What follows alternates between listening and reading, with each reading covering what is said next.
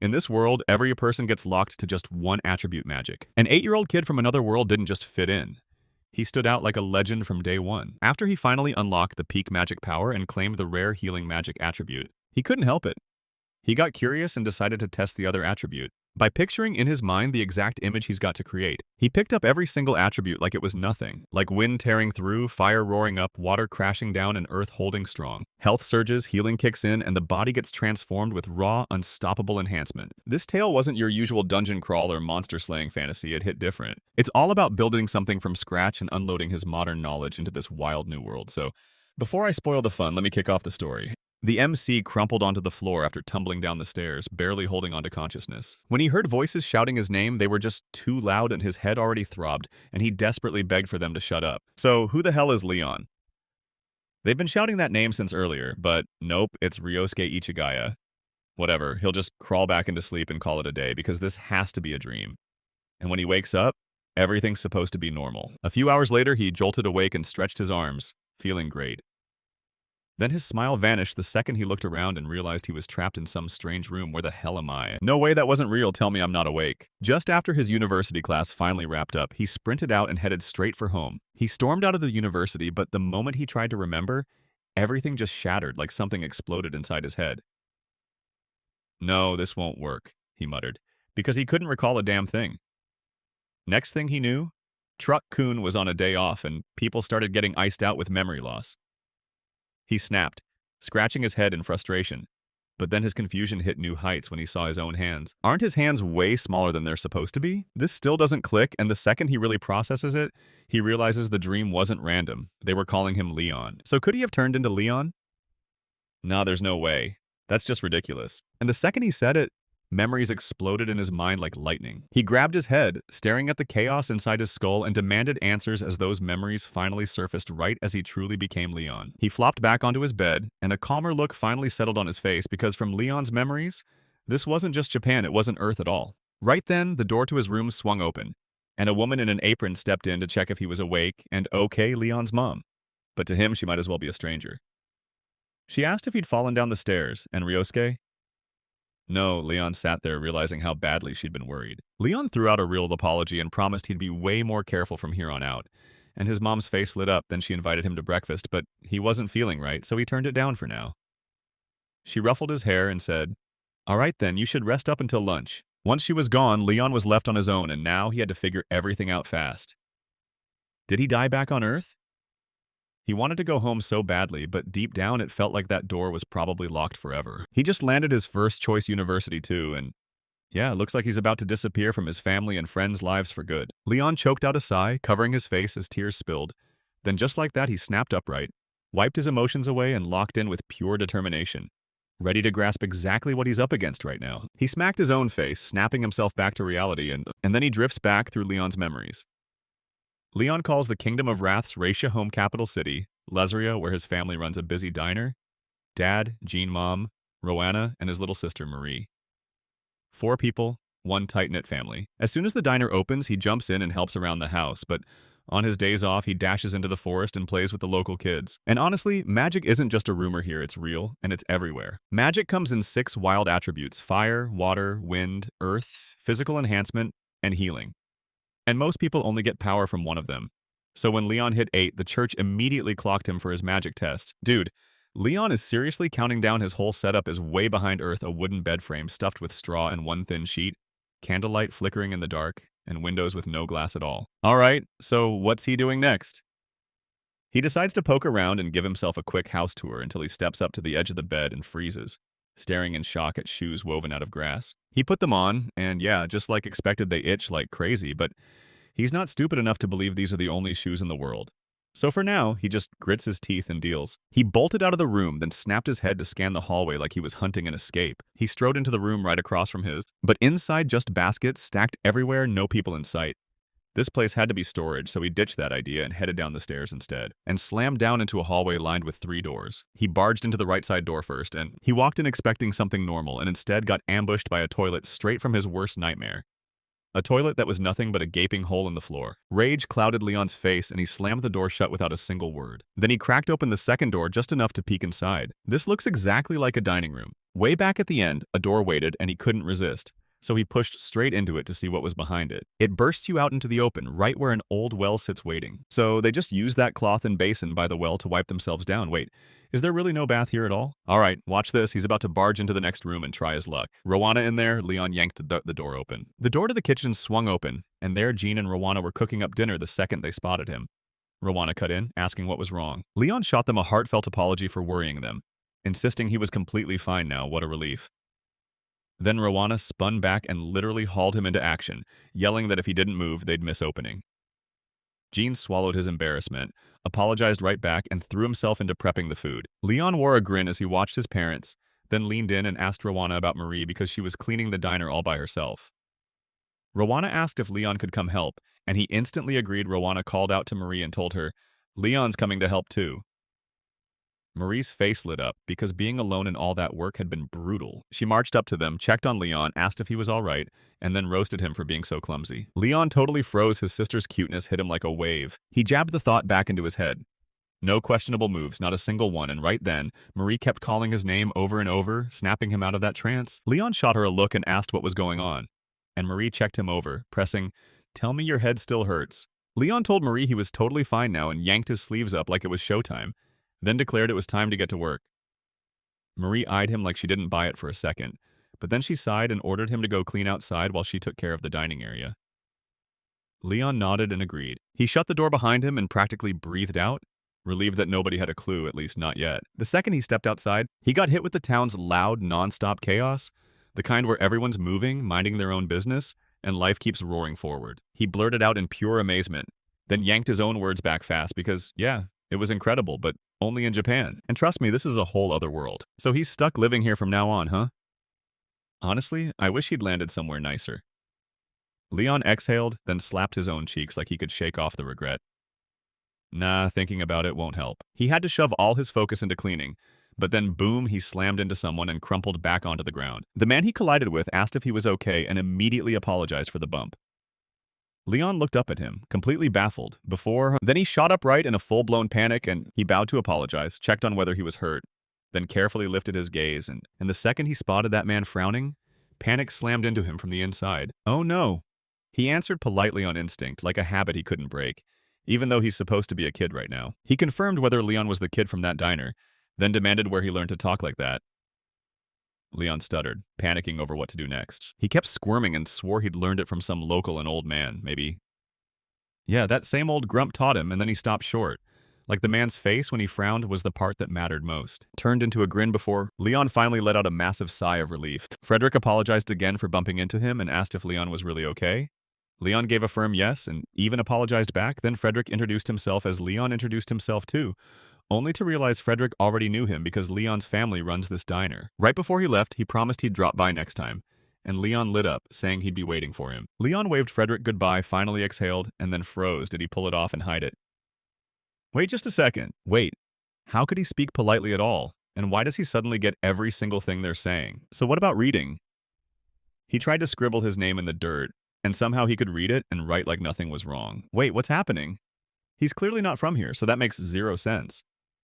But hey, it's right there, and honestly, I'll take the convenience. Marie burst through the doorway and peeked in, asking if he'd finished cleaning yet, so Leon snatched the broom and started sweeping, claiming it would take a little longer, that he wasn't slacking, and that he was basically almost done.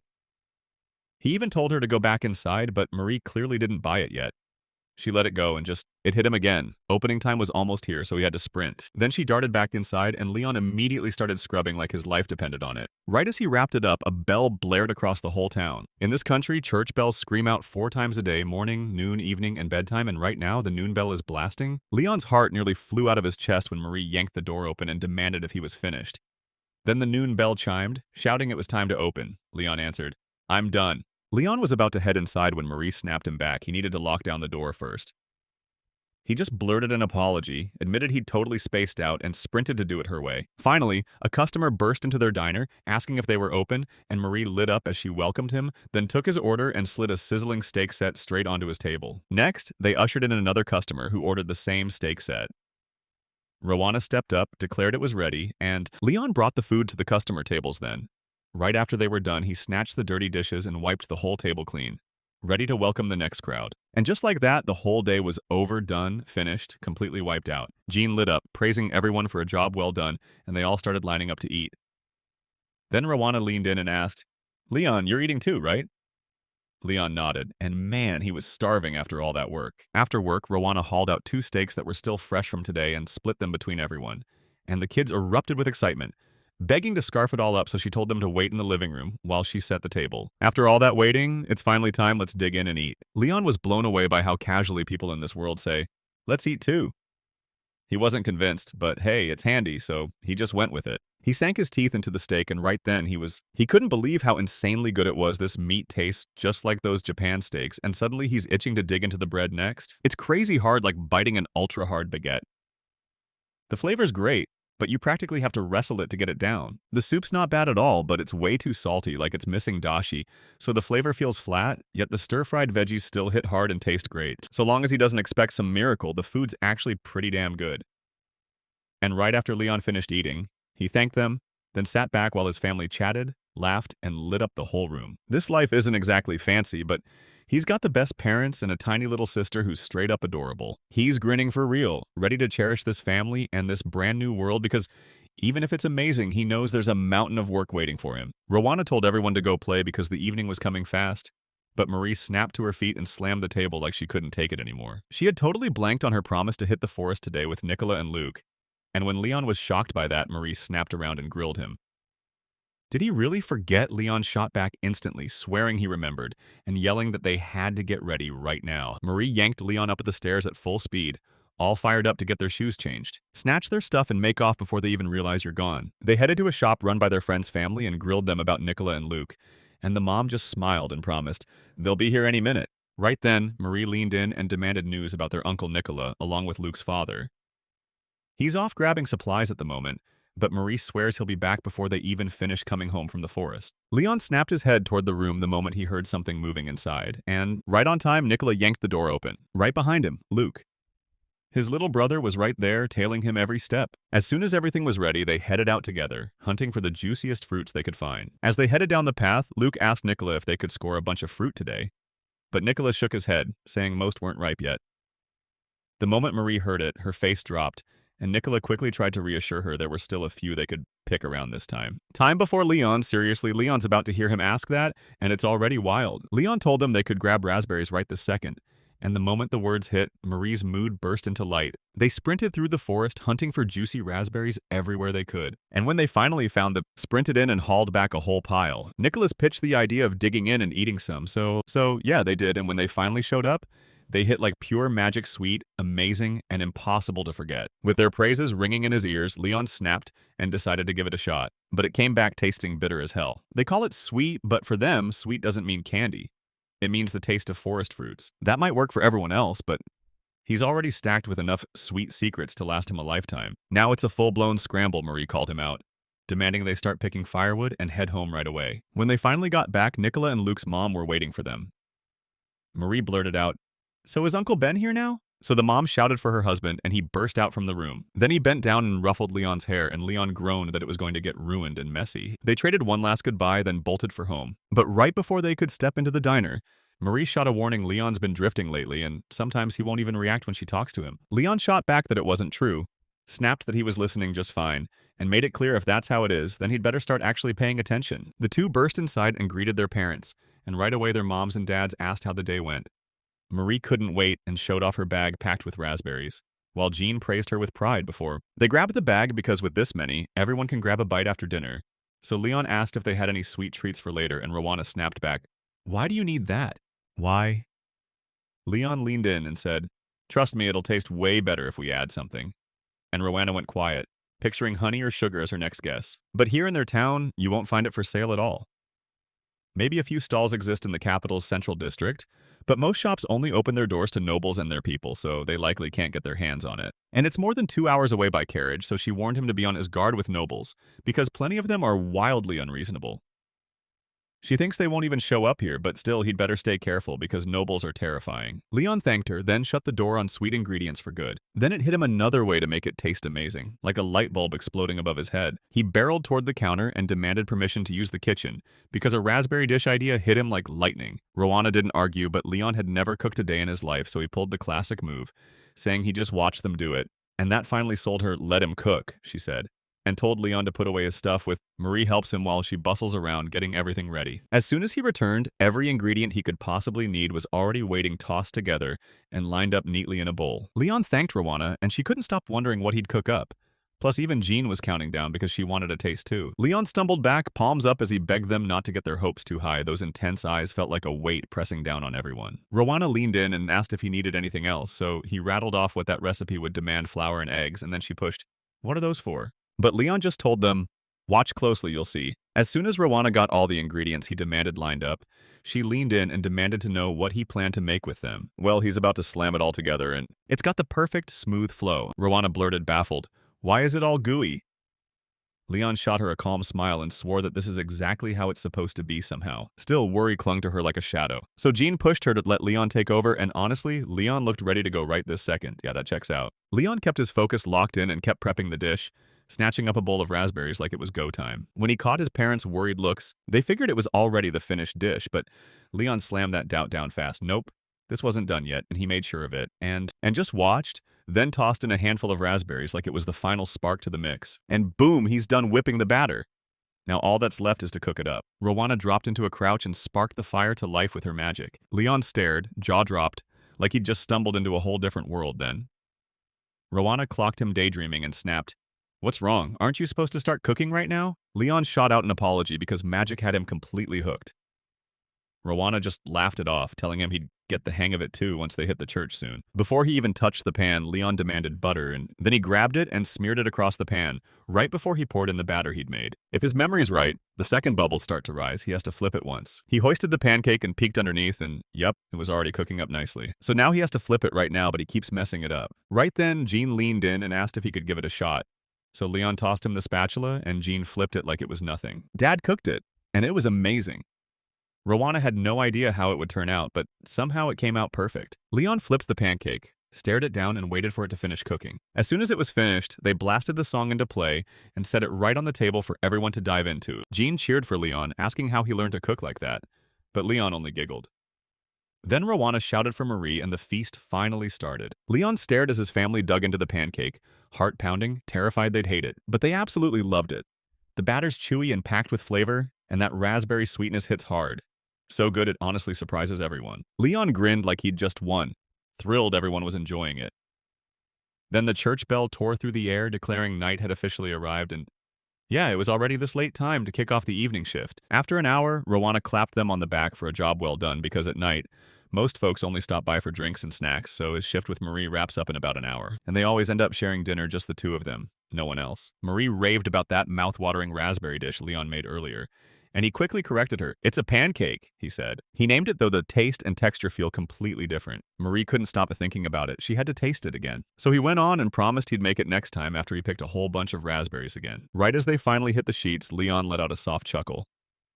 Marie was already out cold, so she must have been completely wiped. Even though it was just one day, everything blew up. He's wrecked and running on pure exhaustion now. He whispered Maria a good night while she slept, then crawled into bed, and just like that, Leon's brand new life in another world kicked off. He snapped to attention the moment he realized he wasn't in his usual room anymore. He finally calmed down, remembering he'd been reincarnated as Leon in another world. It wasn't a dream at all. His day slid by just like every other. He dug into dinner with his family and let the hours pass. Their mom, Rowana, leaned in and grilled them about their plans for the day Marie was heading to the market stalls with Luke. So she turned to Leon and asked if he wanted to join. But he couldn't bail because today had plans waiting for him. After the meal, Leon tipped his hat, said goodbye, and marched off toward the side farthest from the forest. He burst into the middle of the plaza, weaving right past the stalls where Marie had been talking. He stumbled on a bunch of awesome little shops and practically tore into them, exploring every nook and cranny. Looks like that whole area is packed with workshops everywhere you turn. He stopped dead in front of a shop that was nothing but a lone sign with a few letters. He read it, and his excitement exploded so hard he couldn't even sit still. To realize it was a magic artifact workshop. Was it a machine? He had to know, so he crept up, cracked the door open, and peeked inside. He called out to the owner, but the place stayed silent. No answer. No footsteps. He shouted even louder then, right then. A door inside creaked open and out of it stepped an old man, grumbling nonstop about how loud everything was, and the old man blinked in shock when Leon asked what he wanted. Because Leon wasn't chasing normal answers, he was craving magical artifacts, and demanded to know if he could read and understand every letter crammed on his sign. Leon froze under the old man's piercing stare, then scrambled to figure out what he was supposed to do next. He spun a flimsy excuse. Said someone nearby could read when the truth was, there wasn't a soul like that around. Wait, could it really be that rare? Yeah, for regular commoners, it's practically unheard of. The old man jabbed a finger at him and asked, "So, you learned to talk like that too," since he'd been using formal wording for a while now, and honestly, he made it sound so natural, it felt effortless, which has him staring at his life, terrified and confused, wondering who he really is. Sweat poured down Leon's forehead as the old man stared at him like he was hiding something. After a bit, the old man finally let out a long sigh, like he'd been waiting to admit it. Leon had a great teacher too, Leon couldn't help asking. "So, are you a noble?" The answer wasn't clean-cut, not exactly, but he was a so-called semi-noble, barely different from an ordinary commoner. That's what they called the noble kids who weren't born first. Leon couldn't shake the question. Can someone who isn't firstborn even become a noble? Though it didn't feel like a simple answer. Win big enough, and they'll earn the title Noble Knight. But it lasts for just one generation in a system built to be sharp and spotless. Even if you're born noble, it doesn't buy you forever safety. When he finally opened his eyes, he jerked back because the old man was just staring at him, like he already knew something. The old man burst into laughter, and Leon, still just a kid, somehow grasped those crazy, complicated things, leaving the old man thinking, at his age, he'd never run into a child this fascinating. Still, he can't just flaunt it around. There are way too many bad-intentioned people lurking out there. Now that it hit him, didn't he just say he was into magical artifacts? Leon shot back, "Yeah," and he nearly lost track of the real conversation. He demanded to know what a magical artifact even was because he'd never seen one in his life, and yeah, he had no clue. Magic artifacts cost a fortune and stay locked up with nobles, and on top of that, their materials are insanely rare, so their price isn't about to drop anytime soon. Leon crumpled onto the floor, crushed and defeated. No way. He'd really thought he finally stumbled onto something that could actually help. He spun back to the old man and demanded to know exactly what those materials were. Turns out they were magic stone and magic iron. Magic stone looks like a crystal clear gem, and it channels the magic packed inside it. Magic iron, though, is a special kind of iron that can twist and reshape the moment. Magical energy surges into it. It's forged with magic iron. A magic stone is sealed right into it, and boom, that's how they build a magical artifact. It's basically a machine. Leon wants one like crazy, so he hunts down where he can get it. But the old man crushed his dream in one sentence because he told him he couldn't. Because every mine that pulled out magic stones and magic iron belonged to the state, and the workshops made it all too. Leon couldn't wrap his head around it. He crumpled onto the table, shaking with tears because he's trapped. And yeah, it's not just sugar. Nobles have also seized the magical artifacts, hogging them for themselves. Wait, whoa, what is this place? He lifted his head and demanded to know why this workshop was even standing here. This place is different, and that's the whole reason. The old man once worked in a state workshop, but he just retired recently. Even so, he refused to quit magic, so instead of retiring for good, he opened this workshop to keep forging artifacts, and Leon just had to ask if it was really that easy to start one.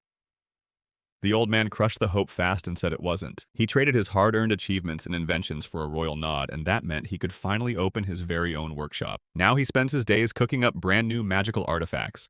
So yeah, this workshop is probably one of a kind. Leon burst into a grin, saying, coming here felt insanely lucky, and then he asked the old man straight up if he'd sell them, if he had the money. Money. The old man just shook his head and apologized, like it was a shame to waste something that valuable, yet Leon refuses to back down. He's just the son of diner owners, regular, ordinary, no special bloodline at all. So tell me, how is he even supposed to get his hands on a magical artifact? The old man stared off into the distance, weighing his odds. Maybe, just maybe, he could gamble everything by heading to the Royal Academy. Leon wondered if commoners even stood a chance, and the old man shot back, "Pass the exam, and anyone gets in. Tuition and school supplies are free." Then he's forced to stay in the city center, where everyone's a noble, so the real hit comes from rent and nonstop socializing. From what Leon heard, the school runs a full 5 years. Kids go in at 11 and graduate at 15. The entrance exam hits at the end of winter, then classes kick off in spring, and honestly, with studying, he's sure he'll figure it out. Now all he has to do is grab the cash. Leon leaned in and asked if he could sell him his idea for a magic artifact. The old man nodded, but he warned, "Whatever you decide, remember this. Those registration and usage rights will be in your name. Are you really okay with that?" Turns out it was some kind of patent, and Leon said yes on the spot. No hesitation. Then it hit him. He had to race back before the night bell rang, and the old man promised he could come again any day. Right before Leon left, he introduced himself and leaned in, asking the old man's name.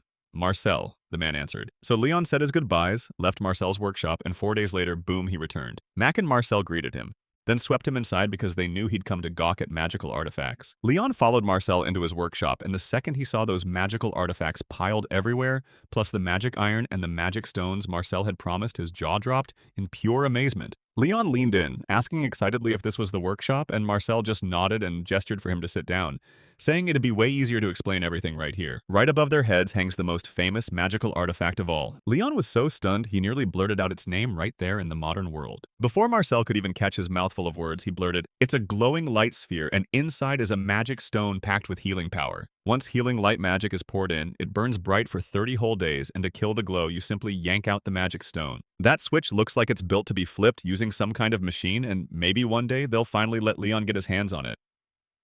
Leon can't stop wondering what other kinds are out there. Marcel snapped that the place had running water and a real flush toilet too. He shoved the proof into Leon's hands, and Leon's frustration instantly flared. That all the valuable stuff got locked behind a monopoly, and it drove him to envy the nobles even harder. These days, people mostly stick to these four, and now, let's talk about the reward. If the plan's solid, he'll toss Leon a single gold coin. But if it turns into a registered magical artifact in the royal palace, he'll shell out 5 platinum coins like it's nothing. Leon stood there in a fog, completely not nothing. He didn't really get the value of money, so Marcel broke it down for him here. There are 6 kinds of coins, from iron all the way up to platinum. And if you gather 10 of the same kind, you can trade them for 1 coin worth more. So if they're saying 1 iron coin is 10 yen, then that's 100,000 yen and 5 million yen after that, but really, it's just small change. Marcel burst out laughing. Isn't that way too much? Because the client is noble, he's raking in insane amounts of money, and those magical artifacts are absolutely mind-blowing. Leon thanked him and promised he'd bust his butt to invent fresh magical artifacts. Then the guy said the reward would be dropped straight into his bank account, and Leon just stared like, "Wait, I don't have one." Then they'll have to roll up their sleeves and make them themselves. Leon even demanded, "Can a kid really pull that off?" And Marcel straight up told them he could do it if they found the money. Going solo would scream, "Something's off." But if they move together, they'll slip through unnoticed. Marcel tells them they've got to head into the city center, so he asks Leon when would be a good time. But Leon says, "Can I ask my parents first?" And Marcel shrugs it off like it's totally fine. Then he'll come back. Leon bid him goodbye, thanked him for everything, and left with the weight of the next meeting hanging in the air. Marcel lifted his hand to wave one last time, then watched as he turned and disappeared down the road. Honestly, what can he even say? That kid's got the kind of presence that makes him impossible to ignore. When Leon finally made it back home, he stood in front of his parents and blurted that he wanted to head straight to the central district. Rowana looked like she didn't want to let him go at all, especially with Marcel, a guy he just met, possibly watching with suspicious eyes, but Leon pushed back hard, telling her Marcel is an old workshop owner and even let him swing by today. Still staring at his mom's doubtful face, he pressed for answers. Was it really forbidden? Eventually, she caved because he's already 8 years old, but if she sensed danger, she told him to bolt right away to a guard station or a shop. Then she grinned and pitched an idea. "After lunch tomorrow, let's hit the church. Because it's safer if he can squeeze out even a tiny bit of magic." All right, Leon will corner Marcel tomorrow before he even steps out, because only then will he finally unleash his magic. Early the next morning, Leon rushed into Marcel's shop and told him the best news: his parents finally said he could head to the central district tomorrow. Marcel lit up at the news and suggested they meet right here first. Then Leon stormed out and returned just as fast, rushed back home to grab lunch. Once they finished up, Rowana shoved Leon into action. "Get ready," while she stayed behind to wash the dishes. Then the 4 of them took off for the church without looking back. Gazing past the church, he spotted the buildings lining both sides like they were watching too. Leon barged into his mom and demanded answers. Why are there buildings for a healing center at the orphanage? And just as he asked, they stepped inside. Nobody stepped up to greet them, so Jean took the lead and told them, "Yeah, I want Leon's magical power measured." The nuns led the way and Leon followed his heart, going doki doki like crazy. It's finally happening. Leon shadowed her steps as she slipped into that room. And now it's time those magical powers are about to be measured. She tells Leon to press his palm to the magical artifact in front of them. Once he does, his magic gets yanked out on its own, so he needs to remember exactly how it feels. Leon obeyed. Magic power blasted out of him like a roaring flood, just like she ordered. It slipped out of his grip and shot straight into the device. Once it was all he could do, the nun tested his magical power and froze in shock when she saw it hit 5, the highest possible number. She couldn't believe it. And now they're about to learn exactly what his attribute is. Magic doesn't come in one flavor. There are 6 different magic attribute types. He can test the most basic spell one by one, and whichever one actually hits will decide his attribute. Leon's first pick was healing. So she tells him to try a light spell. Just stretch out his index finger, Picture the tip glowing, then say light, like the sunlight that pours into a room the moment you open a window in the daytime. The real key to magic is the image. Once he floods that image with power, the spell snaps to life, and after he masters it, he'll cast without chanting. Leon shut his eyes, took her advice, and chanted light, then snapped them open and froze when a glowing spark burned on his fingertip. It actually worked, can you believe it? Magic is absolutely mind-blowing. So yeah, his whole attribute is healing. Once he finally clicks with magic, it's non-stop practice, and he can't lose sight of one thing. Keep picturing it in his mind. Leon learned that healing means healing and purification, mending wounds and scrubbing away dirt, and that if his magical power runs dry, he'll black out, so he'd better tread carefully. With magical power at level 5, he might even seal fractures, and Leon can't stop wondering if it could cure illnesses too. But she shot it down hard. Turns out it can only mend wounds. He still can't shake the fear that he might never cure a single illness. Maybe it's all because magic lives or dies by your image and your magical power. So there's a real shot it could work, and then he left the room. His family met him outside, and before he could even react, Marie sprinted over to him like crazy. He told them his magic power is a solid 5, and his attribute is healing, no joke. That's insanely amazing. Then he'll be fine even if he gets hurt still.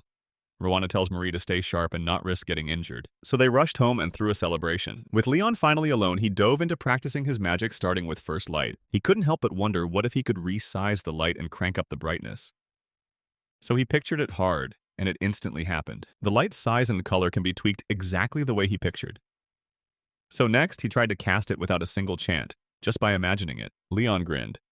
It actually worked. Magic is wild, even if he can't wrap his head around how it works. Next came the one he craved to master more than anything, heal. But he can't test it because he has no injuries. He hates pain, but he doesn't get a choice, so he grabs a knife. The knife was just sitting there on the table, and when he grabbed it, it snapped a tiny cut into his index finger. If he can't heal this, it's over.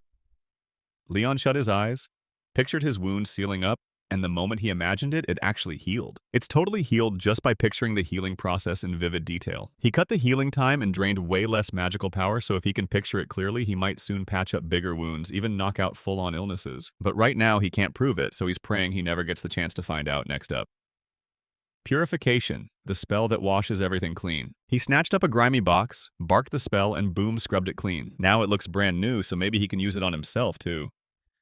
He's going to try. He cast the spell on his own body and froze in shock when it actually worked. And it feels like his whole body's been rebooted. So this could fix the bath problem too. All right, while he's at it, he'll tear into this room and clean it too. He shot his hand up and blurted, "Purification?" Then the next second his knees buckled and he crashed to the floor, knocked out cold. He snapped awake on the floor, still sprawled there, and yeah, it looked like he'd dumped way too much magic into his body. He's got to keep tabs on his own magic power because getting back on his feet could take a while. Now that he finally thought it through, he realized he never tested the other abilities, so he couldn't stop himself from wondering what would happen, and he decided to jump in and try them. First, he barked out "Spark!" and a tiny flame popped to life above his fingertip. His eyes bulged and he blurted, "Wait, what's happening?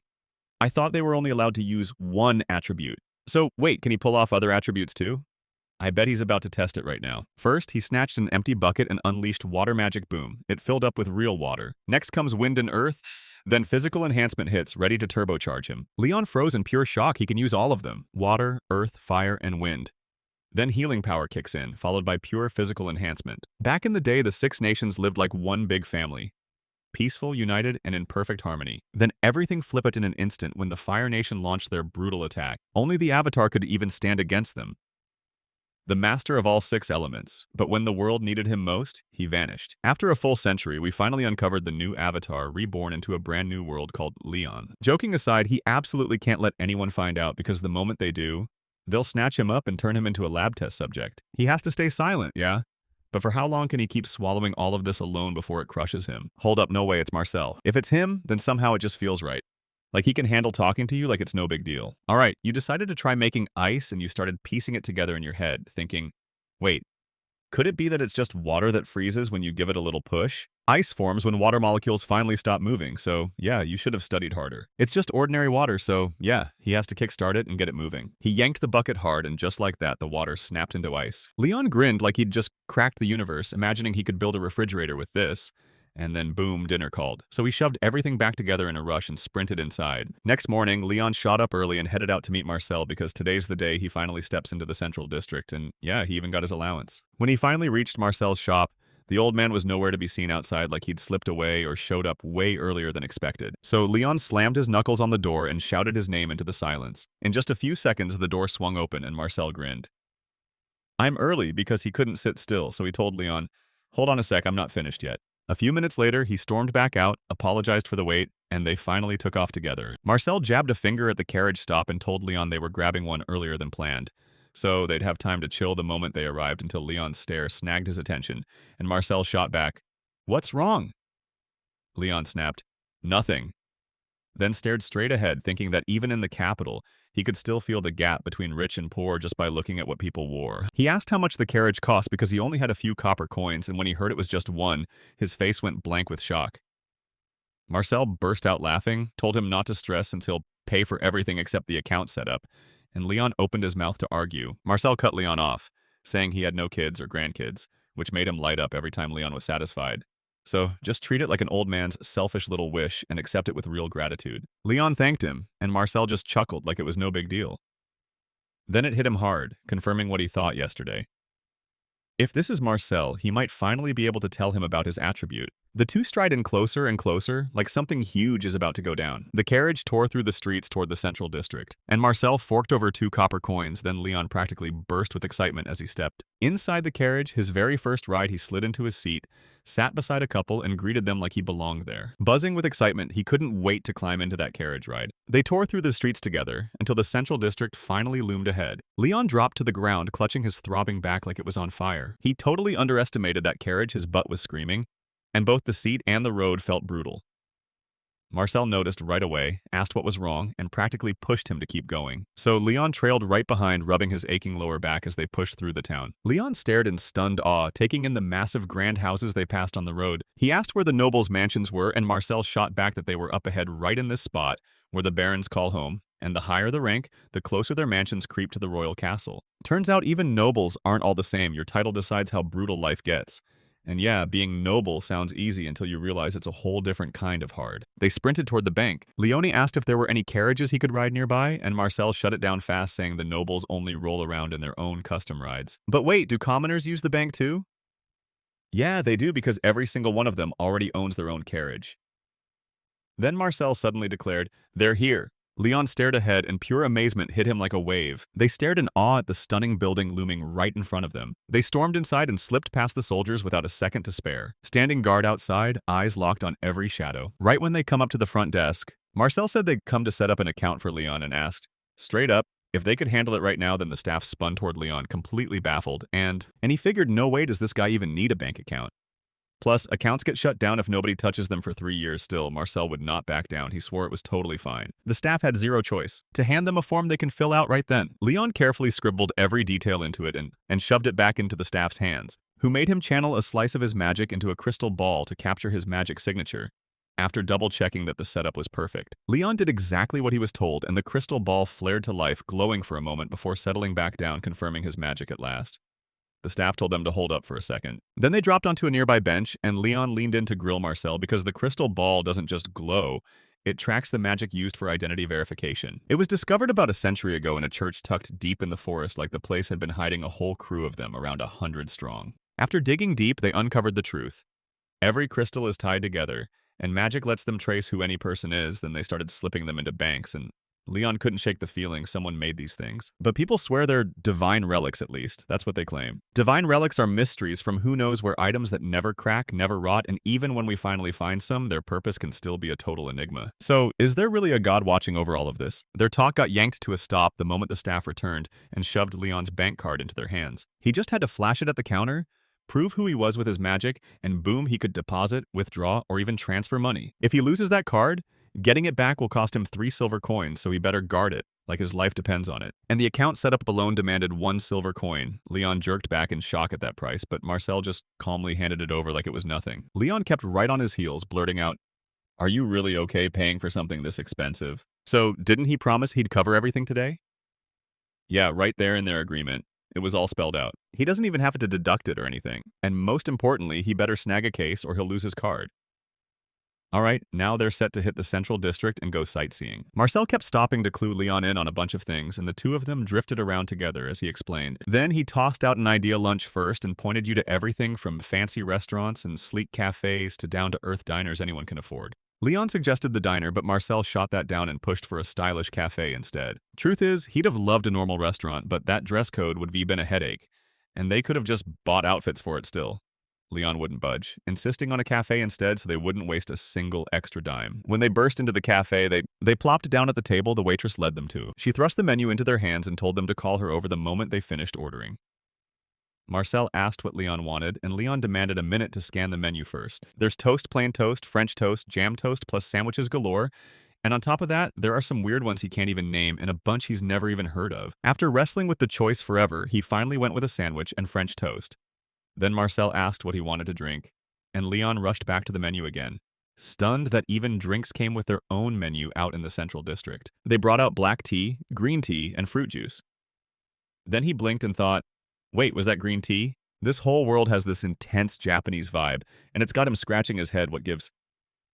Are they even using the same tea leaves, or is something bigger going on? He can't exactly bring it up, so he shoves the thought aside and then he whips around to Marcel and declares he wants black tea for the drinks. Marcel waved the waitress over and fired off their order like it was urgent. While they wait for their food, Leon leans in and asks if noble cuisine is on a whole other level than what commoners get.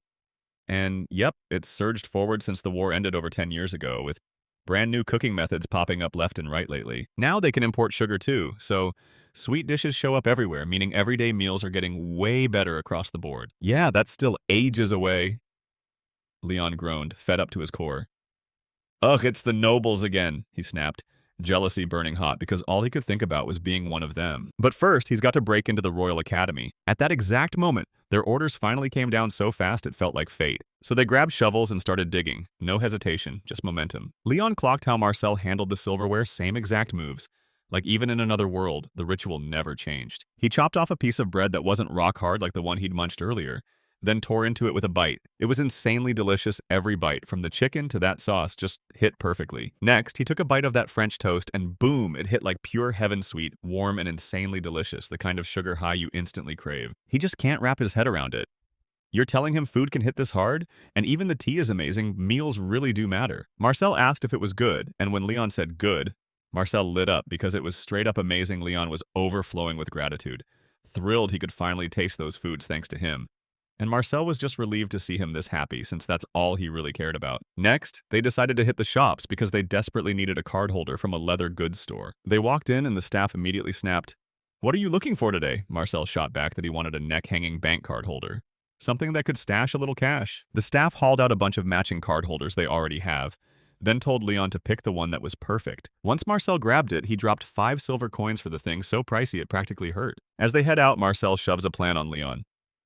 Slide your card in there so you don't lose it. Leon does exactly that, then turns back and thanks him. Marcella shot him a calm look and said, "It's fine." She told him there's no one else to spend on, so the money's just stacking up, and from now on, she says, Leon can have him earn it back. "So, Leon," she urged, "just do your best to figure something out." Then she added, "Don't rush it for now, we're heading back." Leon nodded and leaned in right as their conversation was heating up. He suddenly stumbled mid-step and was about to smash right into a girl when someone lunged in front of her and Leon slammed right into them instead, dead before he even hit the floor.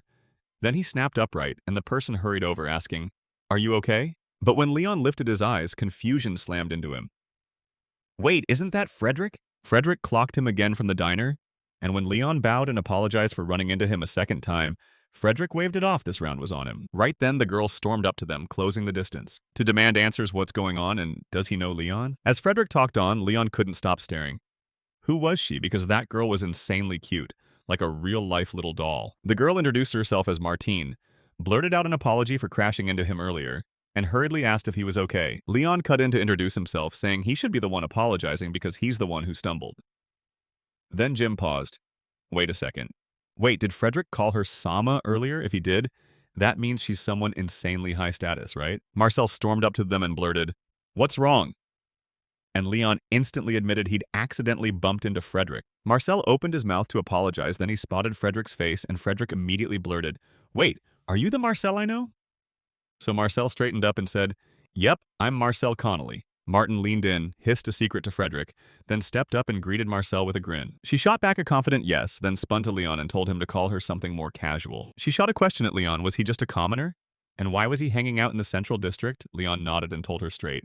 Marcel had been showing him around. This is his first time in the Central District, and the place is buzzing, super lively, and the food is straight up amazing, leaving him genuinely overwhelmed. Yeah, Martina jumps in and says, Walking around town is the best because she loves it just as much. Then she asked what he'd been eating, and he grinned and said, French toast. The moment he tasted how sweet and delicious it was, happiness flooded his whole heart. Martin finally gets it, she's into it just as hard. Honestly, she had one wild request: she wanted to be his friend. And nobody could even explain how it all spiraled to this, but they're now stuck in an awkward sit on the... Martine stood there at the table, beaming like the world couldn't touch him. Just a few minutes ago, she pulled Leon aside and begged him to be her friend. But Frederick cut her off, telling her she couldn't just walk up to some random stranger and demand friendship. She got that and nodded along. Still, every common kid she'd met so far wouldn't even dare meet her gaze. Then Leon comes along, locks eyes with her, and talks to her straight. And that alone makes her light up with pure joy. And doesn't he even know Marcel by now? Still, he's warning everyone they're dangerous, and Frederick just couldn't find the words to explain. But Martin didn't let him get the chance at all until the moment he froze, completely speechless. Noticing he had said everything, she leaned in and suggested they meet at a cafe so they could finally get to know each other. And now there they are, right together in the cozy cafe she picked. Martine snapped the silence and demanded to know what was going on between Leon and Marcel. Marcel runs a magical tool workshop on the edge of the Western royal capital, and Leon shows up to visit straight into her workshop, and once she's got the tool, she can't stop asking, "Is your place close by?" Leon grins and says, "Yeah," then adds that his folks run a diner nearby. There, Martin would totally want to go there again sometime. But Frederick cut her off again because she'd promised she'd only go as far as the Central District, and yeah, that part was true, but still. Why won't they let her visit the house of the friend she just made? Leon clocked the hurt on Martine's face. He figured nobles must be swimming in friends, throwing fancy tea parties left and right? So what's he supposed to do when a girl pulls a face like that when all you want is to step in and help her? He doesn't have the whole story yet, but he assured her it was totally fine for her to come. Martine lit up, still stunned that it really was okay. Frederick snapped that it was absolutely not okay, then spun to Leon to apologize because Martin can't just go out like that. Just by looking at her, it's clear that the girl around Leon's age isn't allowed to freely pick her friends. And he can't stop thinking about one thing. Can he somehow give her a real break? So he tossed out the idea and suggested that. Martine's pulse raced when she suggested coming to his home for hands-on training, especially since she'd never stepped inside a commoner's house before. She spun to Frederick, begging for his okay, but Frederick shut her down again. But she slammed him with a cutoff, saying her father always tells her it's him. You've got to understand the lives of common people because only by seeing their struggles can real good governance happen, right? Frederick couldn't find a way to argue back, so she seized the moment and pushed hard, telling him she was going to this training no matter what. Finally, Frederick caved and let her go, and she lit up with thanks. So how did he and Leon even meet? Frederick said it all started when he stumbled into him out on the edge of the capital. That's what made Martin pout. So now he's been sneaking out into the Central District like it's normal, and it's honestly not fair. She'll forgive him if he brings souvenirs from now on. Frederick nodded, then cleared his throat. Then he spun to Leon and blurted out, "Why are we here in the Central District?" Leon said they'd come to sightsee, and Marcel grinned. Since Leon had never been to the city center before, he'd show him around. Frederick brushed off his explanation like it was nothing, then jumped straight into food, asking if the cafe had bruschetta, while Leon answered yes, but you could tell he was stunned by the topic flip. Frederick demanded 2 bruschettis, and Leon sat there with a red-hot face, convinced Frederick was completely obsessed with food. Right then, Martine ordered a Chihuahua creme, and the moment she caught Leon's gaze, she lit up with a sweet smile straight at him. Was she seriously thinking about him? Like actually trying to look out for him? It wasn't only her looks, her personality absolutely blew me away too. Leon couldn't stop wondering what kind of crazy dish a Chihuahua creme actually was. Martine's favorite plan: taste fast so they can swap. Leona grabs bruschetta while Martine goes for Chihuahua creme, and she nods and thanks her with a grin. Right as the food finally hit the table, Frederick insisted you try the bruschetta. Then he dove into the dishes himself first, tasting every bite before. Leon froze in stunned silence as he watched them nod at Martine like, "Yeah, it's safe to eat." And his mind screamed, was this really some kind of poison test? Like clockwork, nobles really do live by those rules, so. He shrugged, went for whatever he could handle, took a bite of the bruschetta, and that bite was pure magic. Tomato and cheese clicked together like they were made for each other. And it tasted absolutely exquisite. Frederick asked what they thought, and Leon backed up by.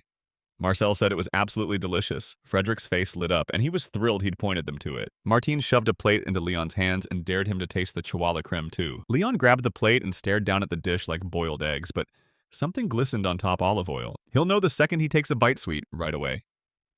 Yeah, that's dessert. Is it honey? It's simple, but the sweetness hits perfectly. Martin just asked what I thought about it. Leon cheered it was super delicious, grinning like he could chow down as much as he wanted. And Martine looked relieved because it totally matched his own taste. Honestly, she's dying for more too, but they only let her have one a day. After they finished stuffing their faces, Martin leaned in and asked, Do you think Leon will take over the diner someday? He's been mulling it over nonstop, but he's still not sure he's eyeing the Royal School entrance exam, yet he has no clue if he'll actually make it. Martin just couldn't wrap his head around it. He's headed to the Royal School too. Yeah, maybe if he manages to get in. She told him he'd be fine, and Leon awkwardly laughed it off. Frederick then pressed him about why he wanted into the Royal School, so Leon admitted that spotting magical tools in Marcel's workshop made them seem absolutely incredible. And then he heard it. If you graduated from the Royal School, you'd get your hands on magical tools and big chances to use them, and that's what made Frederick find him so damn interesting. Most commoners just dream of climbing higher or piling up a fortune, and Martina was right there with them. Leon was the first one she met. Every kid she'd met before was spaced out and flat out couldn't carry a conversation, or their whole please like me act was so painfully obvious that she couldn't get herself to care. Because all that non-stop worship or craving for approval always leads nowhere. Leon couldn't shake the feeling that something about him was seriously weird. But Martine swore up and down that he absolutely wasn't. She's way more into Leon than anyone else, and when he hears it, those bright, innocent eyes on him, Leon snaps his gaze away, cheeks burning, because even his I'm 20 mindset can't survive that kind of staring. Frederick cut into their conversation and blurted, "Can I study?" Leon nodded right away, saying, "Yeah, I can read and write," but then admitted he has no clue what the exam will be like, so he needs study materials. Skills. Frederick froze, stunned. Didn't Leon need a teacher? He'd already mastered reading and writing, so when Leon gasped, Frederick covered his own mouth in pure disbelief. He blurted out something he shouldn't have, but what could he do? He just shot back that, yeah, someone had taught him. Frederick leaned in and demanded answers. Where did this guy learn to read and write? Was it the same person who drilled those honorifics into him? Yep, his grandfather Frederick let out a tired sigh because honestly, he's crazy. Lucky, grandfather didn't just teach manners, he taught him reading and writing too. So yeah, this grandfather of his must have been some legendary teacher. Leon just flashed a smile like he was clinging to that backstory for dear life. Even while everyone's still eyeing him like he's hiding something, Martin pressed, "Wait, can I hand Leon some of those teaching materials?" And Frederick nodded, saying yes, while Martin was already about to pitch the very same idea. All right, next time he finally gets a day off, he'll prep Leon's materials and haul them straight to his place. And Leon practically beamed at the news as he thanked him. For now, Frederick and Martine need to head back today because Martine begged to stay a little longer, but Frederick shut it down. They've already blown past the time they were given, and if they linger one more minute, they'll lose their next chance to get permission. Once she heard that, Martine finally rose to her feet and nodded. She was ready to head back, counting the days until she could visit the diner, and Frederick swore he'd come back next time with the materials in hand. As soon as they disappeared, Leon finally exhaled pure relief washing over him. He stretched his arms wide, glanced around, and realized the cafe was totally empty. Wasn't it packed to the brim just a second ago? Then he shot a quick look at Marcel like something was about to snap, who was standing his ground and demanding to know why all the other customers had disappeared. Marcel couldn't shake the feeling right after they stepped into the shop. The guests all vanished, and the guards quietly replaced them. Leon realized Marcel already knew those two, so he pressed him and demanded to know exactly who they were. Right there, Lady Martine Rislacia and Lord Frederick Townsend. And the second Leon saw that last name, his stomach dropped because, yeah, it's exactly what he feared. Martine isn't just any noble, she's this country's first princess. Leon's soul nearly slipped out of his body, and then he got hit with a wild reincarnation. Waking up in the modern world. That wasn't just high status, she was basically royalty. Meanwhile, Frederick comes from the Duke Townsend bloodline, third son of the late Duke. And even at just 18, he's already carved out a spot in the royal guard. People can't stop talking about his talent and the likely knighthood waiting for him, and every noble in town knows his name. Leon's heart was in his throat. He had no clue they were that important people. Are they gonna rip me apart for being disrespectful? He worried. Even Martin shared food with him like everything was fine, but the real problem hit harder. These guys were showing up at their diner any minute. What was Leon supposed to do? Marcel tried to steady him. Looks like they're actually starting to warm up to him, so Martin even slipped a quiet signal, warning everyone not to call her a princess. So, tell me, wouldn't it be smarter to just play it normal? Really? Tears streaked down Leon's face like, even though he insists he can't do this. Wait, was it even okay to lay it all on him? Marcel just nods, tells him it's fine, and orders him to quietly spill their identities on the way out. Anyway, they're absolutely amazing, and now he finally sees the real twist. They're just as kind as they are incredible. He'll try to shove it out of his mind. Yeah, that's the best move. Marcel's side, he's wiped out today, so he decides to slip out early, but he's still relieved Leon didn't face it alone, and Leon agrees. Grateful enough to make it clear he really needed Marcel there. 3 days later, the Central District exploded with events, and Leon did what he always does. He tried to drown out the whole thing and not think about it. Still, the idea of keeping his power hidden alone gnawed at him. So he swallowed his nerves and showed up at Marcel's workshop today. Marcel sat there, daydreaming he'd finally get it. And then he couldn't help asking what in the world dragged Leon to his workshop today, and did he come up with another magical tool? Leon tried to calm himself, then shot back that it was all about his own attribute, so yeah, he'd be fine. So yeah, he marched off to get his mana checked, and Marcel leaned in like, how did it go? Turns out his mana was a 5, with healing as his attribute. And Marcel practically lit up because 5 is the absolute top tier you can get. Seeing the shock on Leon's face, Marcel leaned in and demanded, "What's going on?" Leon rubbed the back of his head like he was trying to process it all. Then he realized that when he tested the other attributes, he could use every single one, and Marcel's eyes nearly bulged out in pure shock. He shot up and demanded, "Is that actually true?" To prove it, Leon threw every single one of them at the problem. Marcel couldn't wrap his head around it, like his brain just short-circuited. He kept muttering, "It's the apostle." And Leon ended up more confused than ever. "Wait, what does that even mean?" he shouted, calling out to Marcel. But he kept ignoring him until it got so loud he was practically screaming. Then Marcel finally snapped and acknowledged him. Marcel bowed with an apology, but Leon cut him off fast because Leon wasn't looking for the apostle.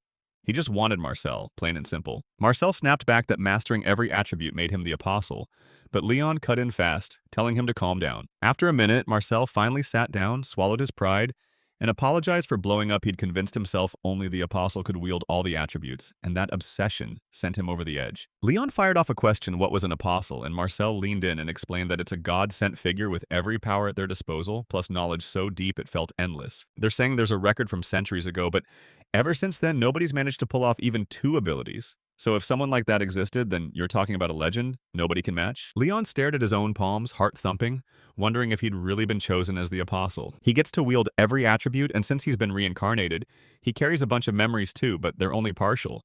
And he's never even laid eyes on a god because he didn't even know gods existed in the first place. So if that's true, he's not an apostle and the gods didn't send him.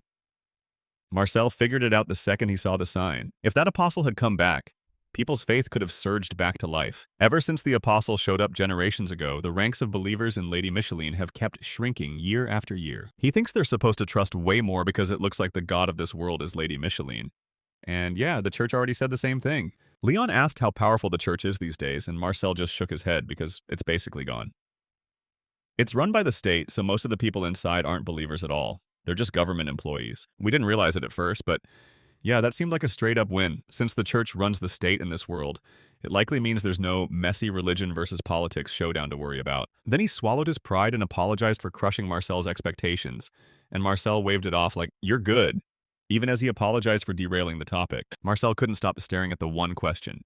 How could he use every attribute if he wasn't the apostle? Leon felt the same itch, so he decided he'd finally ask him for real. Until now, nobody except the apostle could juggle more than 2 attributes, right? Marcella nodded, and he hammered it into Leon's head. Don't tell a soul, wait until he's got powerful allies he can truly trust. If he doesn't lock his power away, foreign nations or even ruthless nobles will come hunting. And the scariest part is they might drag his family into the crossfire. So until he unlocks the power to protect his family, he'd better keep that secret locked tight. So yeah, he needs to push into the royal school, claw his way into the government, and win the people's trust because with his skills, he just might land a spot as a royal aide, or even catch a noble's attention. And to pull that off, you've got one non-negotiable move: you must graduate from the royal school. After that wild conversation, then Leon leaned in and spilled the secrets of his magic tools. He pictured a fire magic cooking tool in one hand and a frosty, boxy contraption to lock his food in cold freshness. People have studied those two for ages, but nobody's cracked them yet, especially fire magic, because it scorches magi steel and snaps it like glass. Yeah, that tracks, so insulation materials could totally do the trick? Wait, hold on. Magic stones refuse to wake up unless they actually brush against magisteel. And that's a rule Leon can't pull off with what he knows right now, plus their cold box doesn't even have ice figured out yet. But that's not a problem. Leon can summon ice right out of thin air. Marcel blinked in shock and fired off. How'd you do that? Then Leon grabbed a cup to let him try it. He whipped out water magic and conjured ice-cold water right on the edge of freezing. Then he flicked the water with a spark and taught him, boom, it froze into ice. Marcel leaned in and demanded, "Can anyone here use water magic? Do it right now?" Leon had modern know-how, so he could picture these inventions in his head and build them. And if they broke the concept down enough, tons of people in this world could do it too. Leon tried it one more time, slid into this world's shoes, and boom, he nailed it. If someone's stacked with mana and they picture water that turns to ice the moment it's triggered, they can cast it. Alright, then they'll shove a real spellmaker into the fight. But first, tell me, has he picked the shape of that magic tool yet? Yep, that's exactly what I thought. Leon stared at the idea like it was a giant box in his head, an iron inner frame with sturdy shelves and space for the ice-making tool, so only that piece needed its magic, plus a door to trap the cold inside. That's the whole plan, a refrigerator. What do you think? Since Magasteel is so rare, they've got to save it. Marcel swore his idea was genius. But if it's built like that, doesn't it just turn into an ice maker, not a real refrigerator? He's right, and Leon went, all right, and suggested it. I ditched making the box itself and tried to cut the usage instead. Just forged a magic tool that conjures ice and called it an ice maker. Marcel said that was better and told him to do it himself. Like Leon's right there, try it. Then Marcel slapped down a Magisteel and a whole stack of mana stones. With his mana sitting at a solid 5, Leon's like, I've got this. And he lays out exactly how Magisteel works. He has to press his hand to it, picture the shape he wants, then dump his mana into it, and boom, it transforms into that exact form. Leon took a shot at it. First, he pictured the exact form he wanted in his head. Then he poured his mana into it. And yo, it totally morphed like the whole thing just changed shape right before my eyes. Magisteel is insane this all-purpose material can do what. Leon snapped that he was done, and the second Marcel grabbed the Magisteel and stared. He demanded why Leon forged it like that. Because there were also 2 mystery holes meant for magic stones. Leon went full beast mode, making the ice huge so it wouldn't melt at the first sign of heat. Then he figured out the real trick. If the center doesn't get stimulated, it never forms right. So he blasted the center and the outer edges at the same time with wind magic until the ice snapped into a perfect shape. Marcel told him that, up to this point, nobody had ever fused 2 different magic stones into one single magic tool, so acting like he needs the obvious explained feels completely pointless. So they said, let's try it, and went for it. Leon jammed the wind magic stone into place first. He checked the box to make sure the wind was blasting through the right way, and thank goodness it was. Then he slid in the water magic stone, water poured out from the bottom, and the moment the wind hit it, the flow instantly snapped into ice. He dialed Marcel right away to tell him, it's done, and Marcel was blown away. This thing looks like it can keep food fresh even in the heat of summer, and the ice is way better quality than before. Since they make it with this method, even a magic power, rank 5 can't pull it off alone and has to team up with someone from a different attribute. So yeah, this is gonna sell like crazy. They should pick a water user, run a magic rank 5 test to see if they can forge ice, then register the whole thing at the royal palace because Leon was terrified someone would try to steal the idea before they could. Marcella shot him a reassuring smile and said, don't sweat it. I'll ask a friend you can actually trust and nobody's going to invent something this wild out of thin air. Then she added, I'll deposit the reward straight into your account, so keep an eye on it. Leon finally exhaled with relief and blurted out a heartfelt thank you. Meanwhile, at the Townsend estate, Frederick stormed down the hallway 3 days ago, right when the trouble was just beginning. Staring at Leon, trying to figure out who he truly is. When Leon replayed their first meeting in his mind, he suddenly spoke in words that no commoner would ever dare use. That fancy talk only wealthy merchants use when they're dealing with nobles. So when the moment came, he pretended to swallow his excuse like it was the truth. But it's way too suspicious. Could he be a spy from some other country? If that's true, even a kid getting that kind of education wouldn't sound weird at all. Even if he ordered his people to dig into him, they still found nothing weird. His family and background checked out clean. And still, nobody around him talks like that, so who taught him?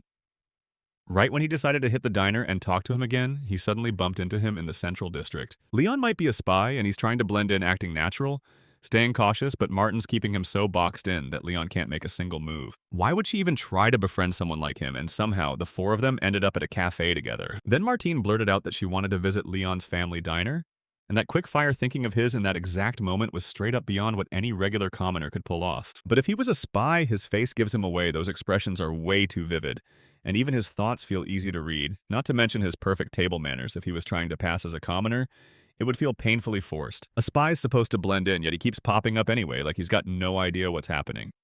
And if he's doing it on purpose, then Frederick's left completely baffled about why. Since Leon's investigation came back squeaky clean, he probably isn't a spy, so why does he speak, act, and read like he's been trained for it?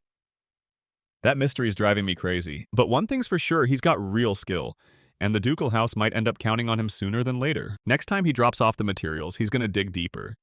Then he should straight up tell his dad and the others, all while they share a meal together. Former Duke Richard Townsend Frederick filled him in on Leon, and Richard snapped, asking why they hadn't stopped them. Even if Leon's probably legit and not a spy, Richard slammed the point home.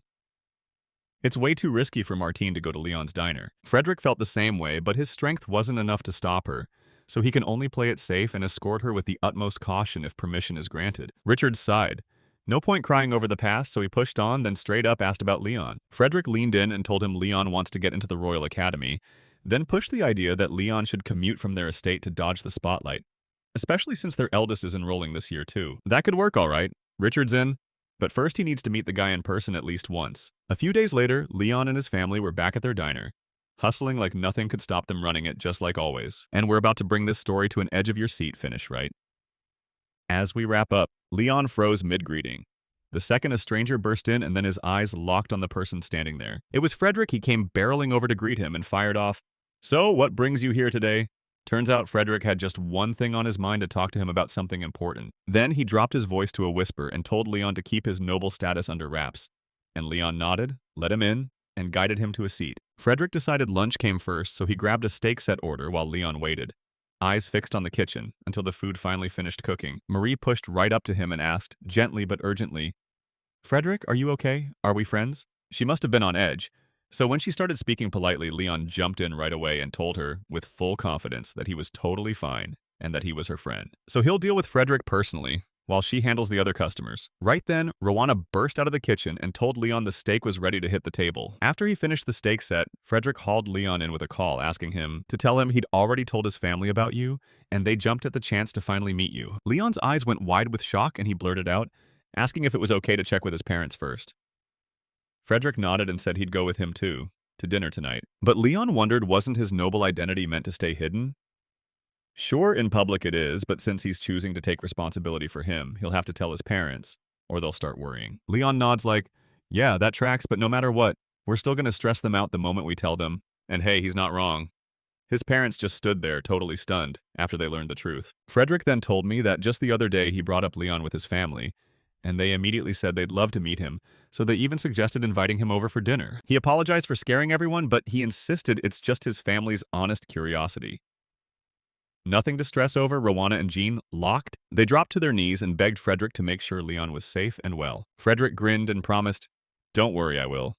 Because with night creeping in, they decided to hold him overnight, and they'll get home safe tomorrow, so nobody freak out. Then he spun to Leon and told him they were heading out from right here. Leon nodded in agreement, then tore himself away and shouted a final goodbye to his parents. They hopped onto the carriage owned by the ducal house. Frederick only pulls this one out when he's slipping around in secret. Leon spun his head in pure awe, sinking into the soft seats. Nothing like the carriage they'd used back when they rode into the central district. Even the carriage ceiling had a magic tool mounted on it. Frederick stood there, and I spun around to him, demanding to know the real reason they'd invited me to their house. Frederick leaned in and told him not to panic. His parents just wanted to meet him. Still, his father's a duke, right? Me, Frederick snapped back because his older brother took the title, and right now their father is the former duke. In this country, once the son hits 15, the title gets handed over, and it's basically tradition for him to report to the royal palace. But even so, he's still treated as high-ranking, so Leon can't shake one question. Why do they want to meet him? And why is he acting like he cares so much about Leon? Frederick opened his mouth, stopped mid-sentence, then sank into his thoughts finally. A long sigh broke the silence. So he chose to tell Leon the truth so he could finally get a clear picture. First, Leon worried he was a spy from some other country. But after digging deeper and talking to him face to face, nothing looked off and that suspicion died.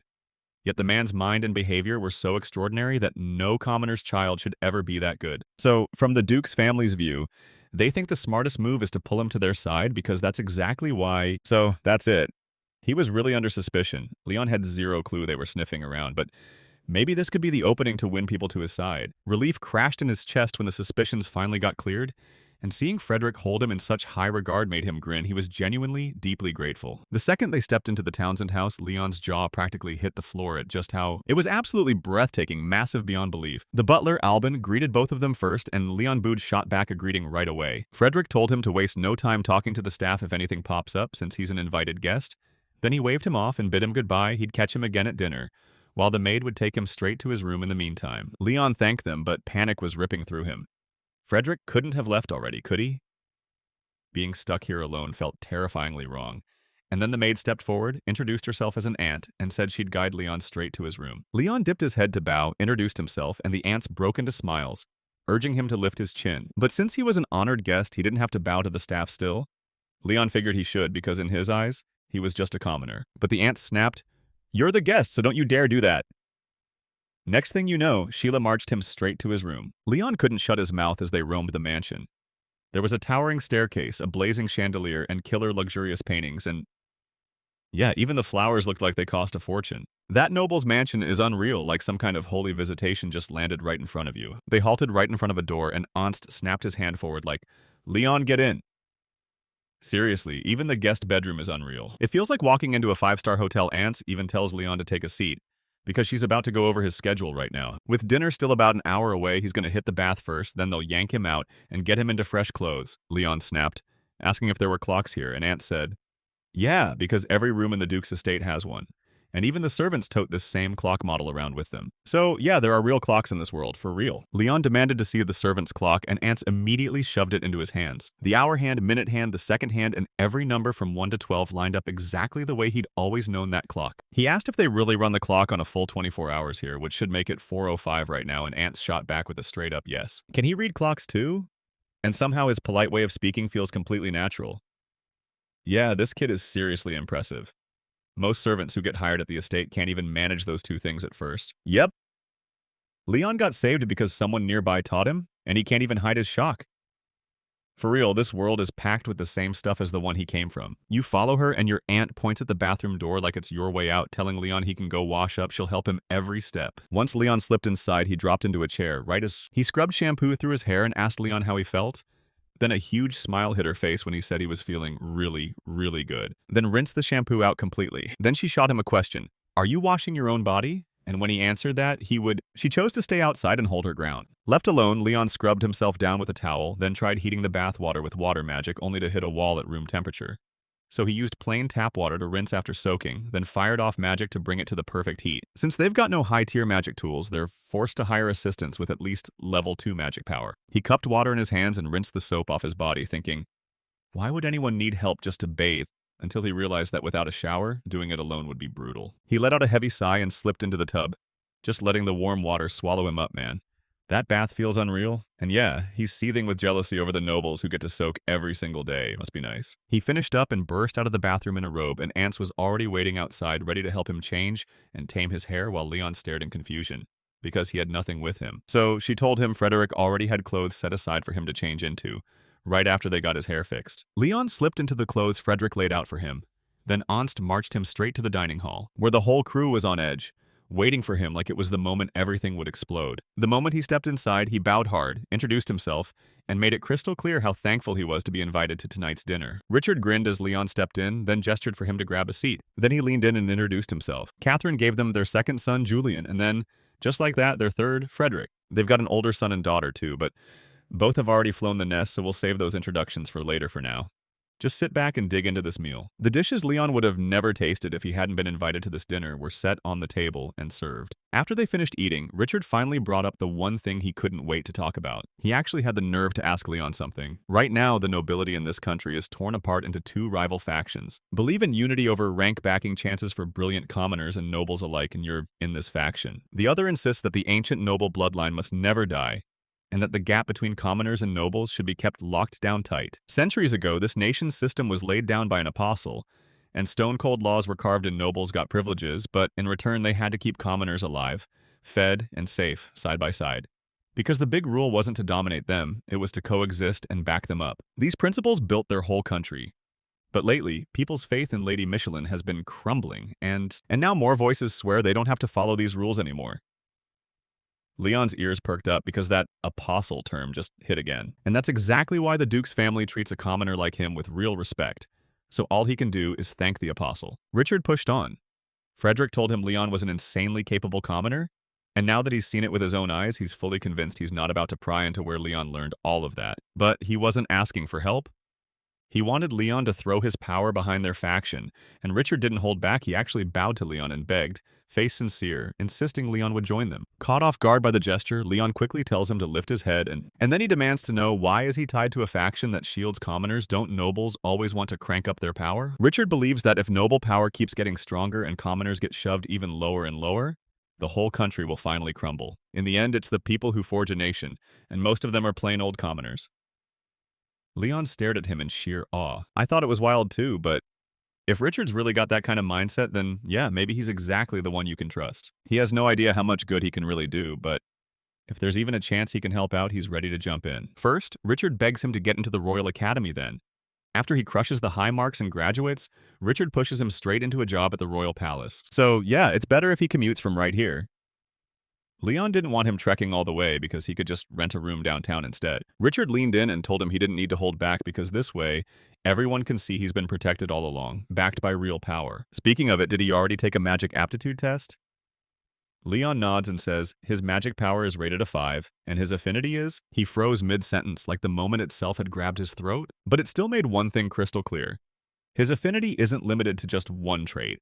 It covers everything, and couldn't stop wondering if he was a holy apostle. Leon shut that down. Sure, they might have a few things in common, but he's never even laid eyes on a god. During the magic assessment, Richard demanded to know his attribute, and once he heard it was a healing one, everything in him lit up. He told them to only hint at his healing power for now, and they'd keep his full affinity hidden for the time being. Leon nodded in agreement, but he'd already spilled the whole thing to Marcel earlier. Marcel told him he could share it with people he trusts, but he had to keep it sealed for now because he hasn't told his family yet, and he's dying to know if it's even safe to. Richard nods and tells him, "Get them to swear so we keep this locked down and nobody finds out, and he'll send someone to tell Frederick the truth. Leon's heading to the Royal Academy and he'll be staying at the estate." That's the whole story for today now. Go hit replay because we're not done yet. He was betting everything on Leon from here, and Leon lowered his head, grateful to his core for every single thing. Frederick shot Leon a huge thank you, grateful for the strength he'd lent to the Townsend house. Still, he couldn't believe it somehow. He had every single attribute. Leon was determined to break the news to his family first, then ask Frederick to hold off until after that. Frederick nodded and agreed. He reads his reply and asks if he's really heading back tomorrow. Leon nods, and Frederick jumps in, saying he'll go too.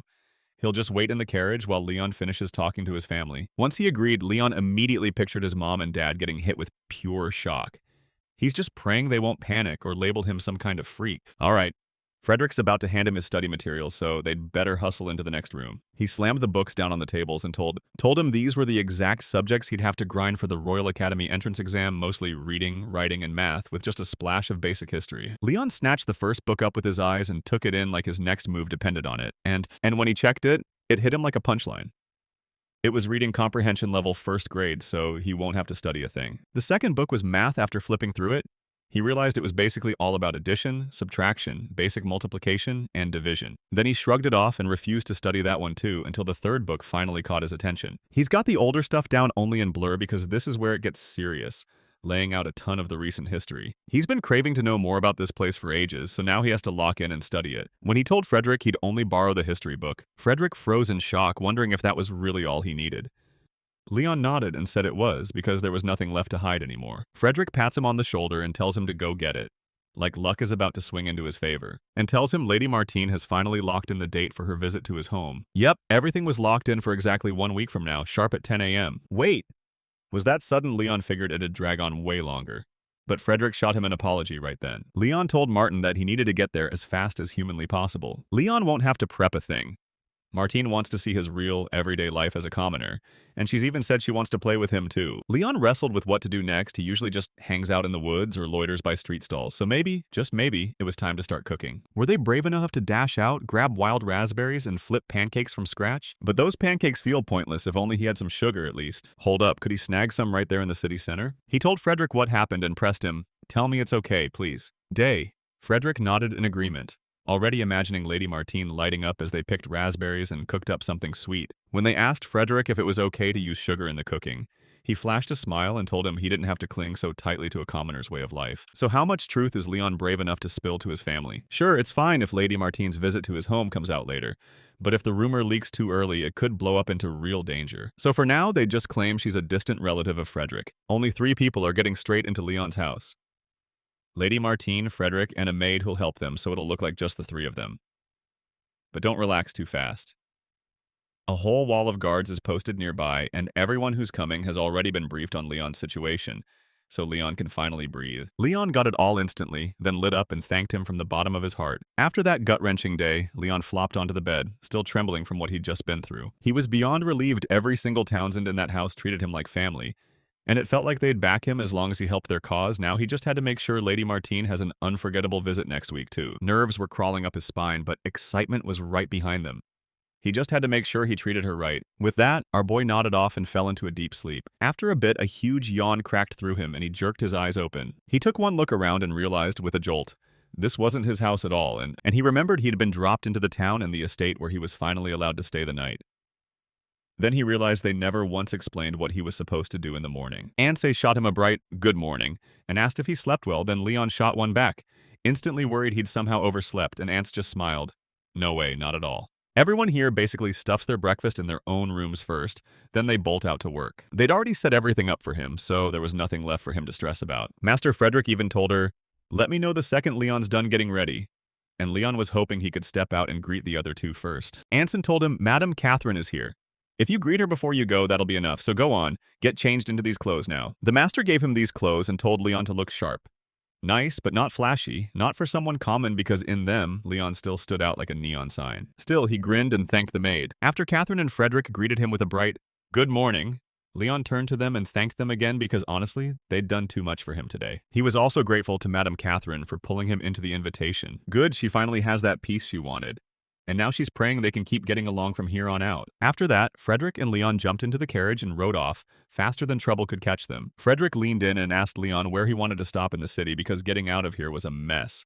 So Leon couldn't hold back. Leon immediately said he wanted the bank, the watchmaker, and to grab some sugar. Frederick nearly jumped when Bank said the words, and he demanded, "You already have an account?" Bank nodded because Mr. Marcel had helped him set it up, and the old man's been paying him ever since for crafting magical tools. Even if that checks out, those attribute magic perks are a huge cheat. When you're forging magic tools, all right, we're stopping right there at those 3 spots. They shot straight to the bank first. After he pressed his hand to the magic ball, the receptionist slid him a note with his current account balance. To his total shock, he's got the balance of 10 platinum coins in his hand. Next time he sees Marcel, he's got to ask him about this because this is way too intense for someone that age. Then he pulled out a single gold coin, trading its value in silver like it was priceless. Next up is the watchmaker. This shop lets only nobles and their people inside. So the nobles go first to start making arrangements. Thoughts spiraled in his head, then he finally went and talked to the man once. The man threw open the door and let them in. He greeted Leon and asked what kind of watch he wanted. And Leon said he needed something simple, tough, and easy to carry every day. Even though it cost a fortune, Leon was thrilled to finally have a watch now he could read the exact time whenever he wanted. Then they snatched up some sugar and hurried back to the carriage. Next up, Leon's house. If they survived, Aunts and Frederick would stay locked inside the carriage, waiting while Leon finished his speech. Leon finally came home and his family lit up with relief, but their faces still clenched with worry as they pressed, "What happened? So why are they wearing all that fancy stuff? Doesn't he realize there's no way they can afford it if they're asking to be paid later?" Leon grabbed his mama's hand, swore she was okay, and said it was all just a gift. But tell me, why would Noble go that far, and how on earth did they even invite him to that dinner party in the first place? Leon paused for a moment, knowing he'd have to lay out everything clearly to his parents. He swallowed hard, then shot his family a look and blurted out that something huge was about to change everything. They all slid into their seats first like they were waiting for me to arrive. Before Leon could even tell them, he admitted that meeting Frederick the day before was pure luck. Frederick had heard he wanted in at the Royal Academy, so he immediately offered Leon his study materials. Leon first heard about the Royal Academy from Marcel, the guy he teamed up with in the Central District, because Marcel crafts magical tools, and the moment Leon said he was interested, Marcel fired up and showed him a whole stash. The old man leaned in and swore that if he headed for the Royal Academy, he'd learn all about magical tools, and once he graduated, he'd live his life surrounded by them. That's why he's determined to storm into the academy. Magical tools, those fancy gadgets nobles brag about, right? Leon nodded at his father with blazing excitement, raving that they're insanely convenient and totally cutting edge. For a split second, the parents couldn't even find words. Rowana beamed, realizing her son truly lived for magical tools. His eyes practically glittered with excitement. And that's when Leon won his family's full support. But does he really think he'll pull it off? They can't just teach him at home, right? Leon shuts down the panic and says, not to worry, he's got study materials and Marcel's going to help him too. But seriously, why is Marcel going so far for him?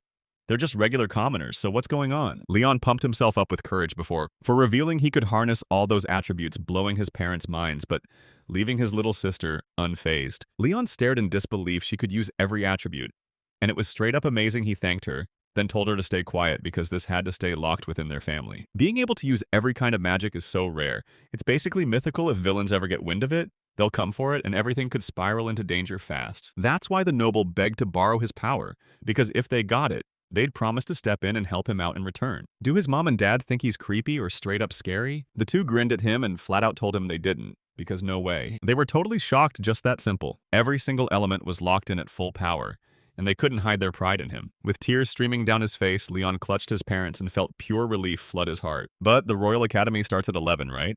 So Leon's about to sprint out the door and leave home soon, and yeah, that sounds brutally lonely.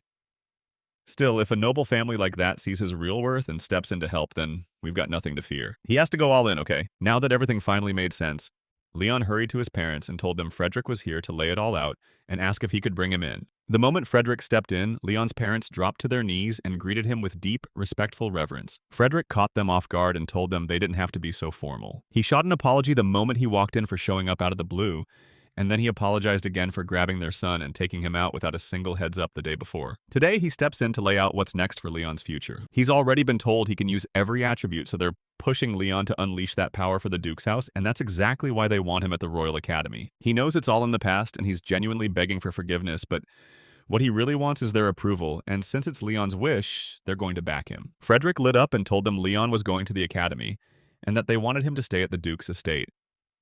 Then the parents went pale, demanding, "Is that really true?" Frederick nodded and said they were sure this was best for both sides.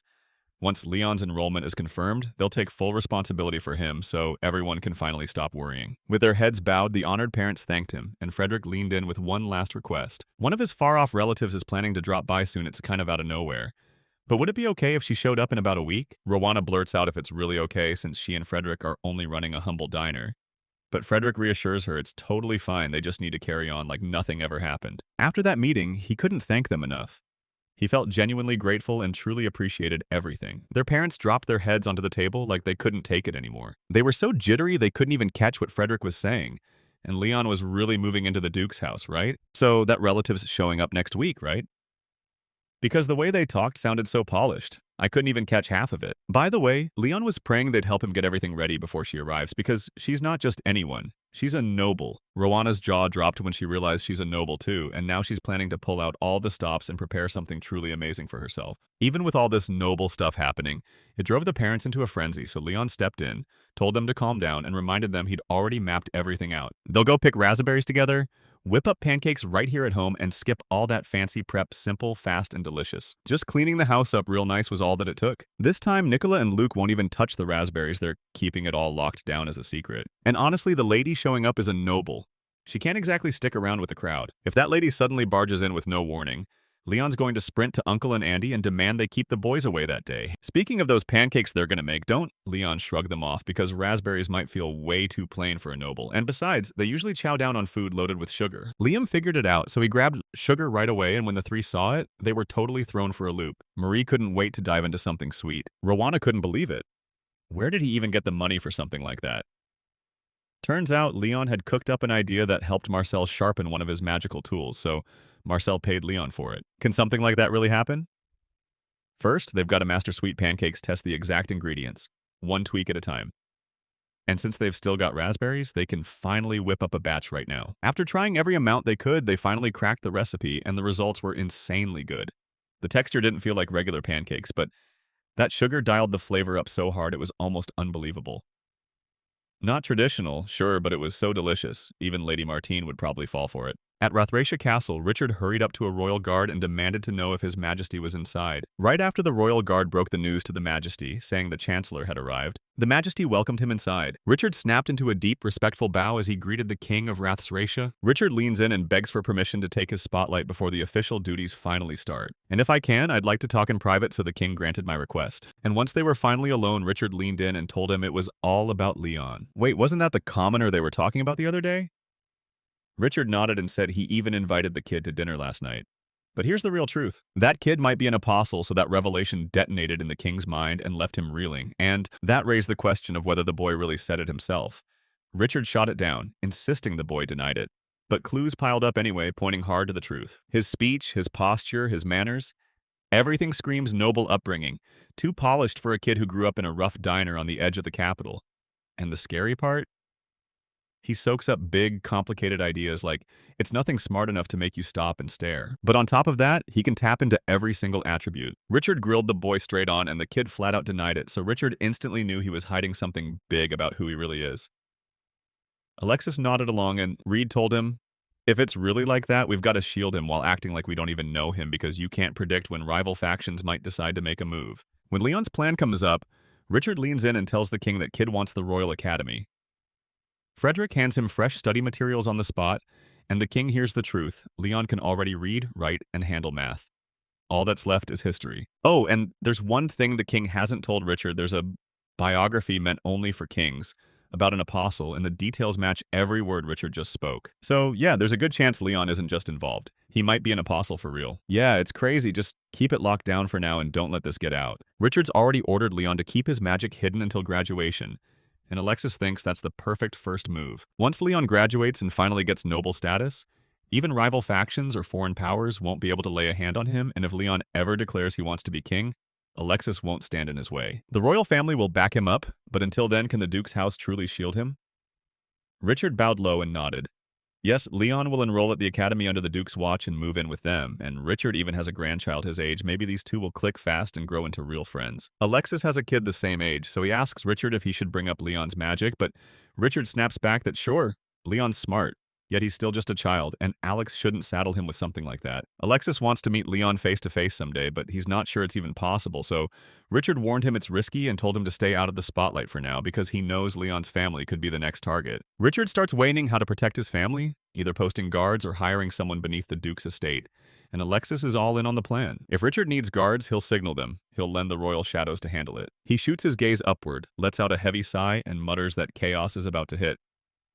Then his mind races. Could the Apostle's arrival be tied to that monster forest that's steadily expanding? Richard thought the same thing. This honestly felt like divine intervention, like the universe itself had stepped in. They can't just stop if they don't contain the monster forest. The monsters will sweep across the world in just 10 years. They've got to stop it because Leon might be their only shot, their last hope. They had to keep him safe no matter what. Alexis then leaned in and ordered him to rattle off the most lethal nobles. Richard nodded and promised he'd have it ready by tomorrow. With that first taste of hope lighting the way, Alexis clenches her resolve and will protect Leon no matter what comes for them. In the world of the Earth Goddess, the same wild world where Leon, a woman was sobbing, begging for a Selfie to help her.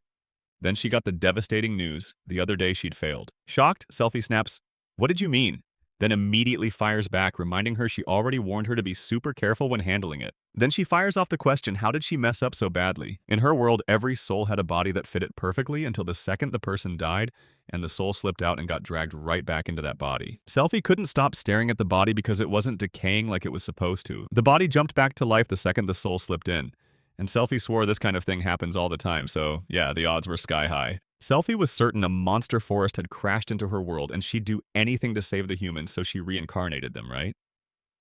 The girl nodded and swore it. She said it all right there in the divine realm and then handed over the gift. Her plan was to reincarnate him as a royal child, and somehow she still pulled off the miracle, giving him every elemental power and the ability to understand any language. Yet she missed the sacred item, so he couldn't even reach her, and to make it worse, he got reincarnated as a broke commoner with zero clue why any of this was happening. She planned to message him nonstop, pull him into action, and make sure he helped save the world. Selfie quizzed, "How long before monsters wipe out our world?" And the girl snapped back, "About a dozen years." Then she couldn't help thinking, who's going to get reincarnated next? She burned through divine power until she was nearly running on empty, and now it'll take a few hundred years to recover. She cranks up that power because after the previous world wiped humans out, she was desperate to build a new human world, and you heard me right. She didn't just make one, she created two worlds. In the first world, she rained magical powers on every living thing. Then monsters tore humanity apart. So in the second world, magic was reserved for humans. Only then she pictured her dream country, Japan, inside the sheriff's world, built a version almost exactly like it, and pushed even farther into the future. Yeah, the magical power part hits different because in the first world, the rice that sparked the monster surge wasn't even grown at all. With the final touch, that Japan-born kid who's obsessed with medieval Europe made it all feel Japanese, and that's exactly the world it turned into. She made one brutal, life-altering mistake the moment she built this world. A tiny crack opened, linking this world to the dead first one.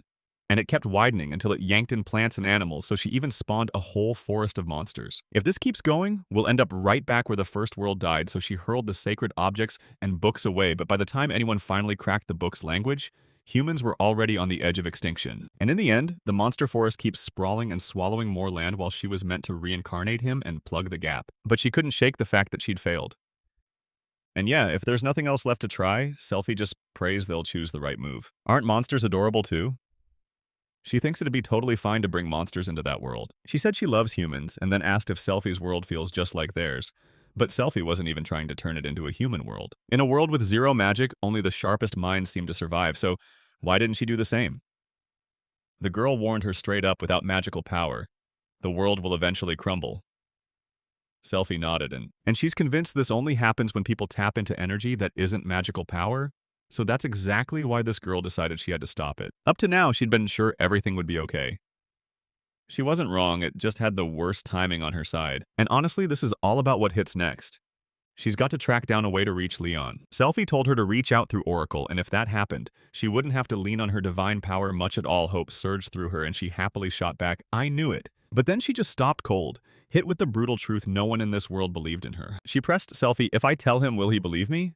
But Selfie shot back that he won't believe a word until she buys him a little time. If it doesn't work out, she can always pop back to Earth and visit again. She's grateful for the offer, but she's still set on her own world. For now, there's nothing they can do but keep watch on him, so she has to push herself to the limit. A week later, right that morning, Leon's house was buzzing with quiet anticipation. The whole family was sprinting around, blasting through chores and scrubbing the house from top to bottom. And once it was over, Marie caught sight of Leon's face and it looked downright terrifying. When Leon dropped the shocker that today's visitor was a girl, John told them, "Her name is Martine, because if the truth ever slipped out, it would cause a massive disaster if he got caught." Marie leans in and asks if she's a princess, and Leon tells her the truth that Martine is the child of the most powerful person in this whole country, and he leaned toward his parents and warned them if they ever found out she was a princess, trouble would explode. So he even suggested they play it safe and just call her Martin Sama. They shriek like crazy the second someone knocks on the door. And when Martine blurts that it was her, Leon swings the door open and there stands Martine, Frederick, and a maid waiting right there. Leon smiled and warmly welcomed her, motioning everyone inside, while his parents in the back bowed politely to greet them. As soon as the door shut, Martine practically burst up to him, grinning like crazy and telling him it had been forever, because she couldn't wait to see him today. Leon's cheeks flared red as he admitted, "I feel the same." Then he proudly brought his parents and his little sister into the spotlight. Martin felt genuinely grateful that he'd listened to her request today, and she was secretly hoping Marie would click with her too, only for Marie to do what she always does, turning around and telling her, "You're so cute." Martin threw her two companions into the spotlight, her maid and her bodyguard. Leon laid out the plan, and her eyes lit up like she'd just been handed a spark to burn the whole world down. After he shows her his house, they'll dash into the forest to pick raspberries, and once they're home, he's already cooking up pancakes for dessert with those fresh berries. Martine grinned and told him, "Come on, this sounds like the most fun ever." It's the first time she's ever heard of a dessert called pancake, and she can't help wondering if commoners even like it then. Leon shuts her down, saying it's no mystery at all because he invented the recipe himself. Martine grinned at that and practically urged them to kick things off by heading straight to his house. Our great Marie, acting as naturally as ever, lifted her hands and offered like, "Come on, let me show you the house." Meanwhile, Rowana clenched her fists, panicked, and braced for what was coming. Marie would get punished for pulling something like that. But Leon leaned in and told them, "Don't sweat it, just relax." Rowana finally exhaled because she didn't have to worry about it.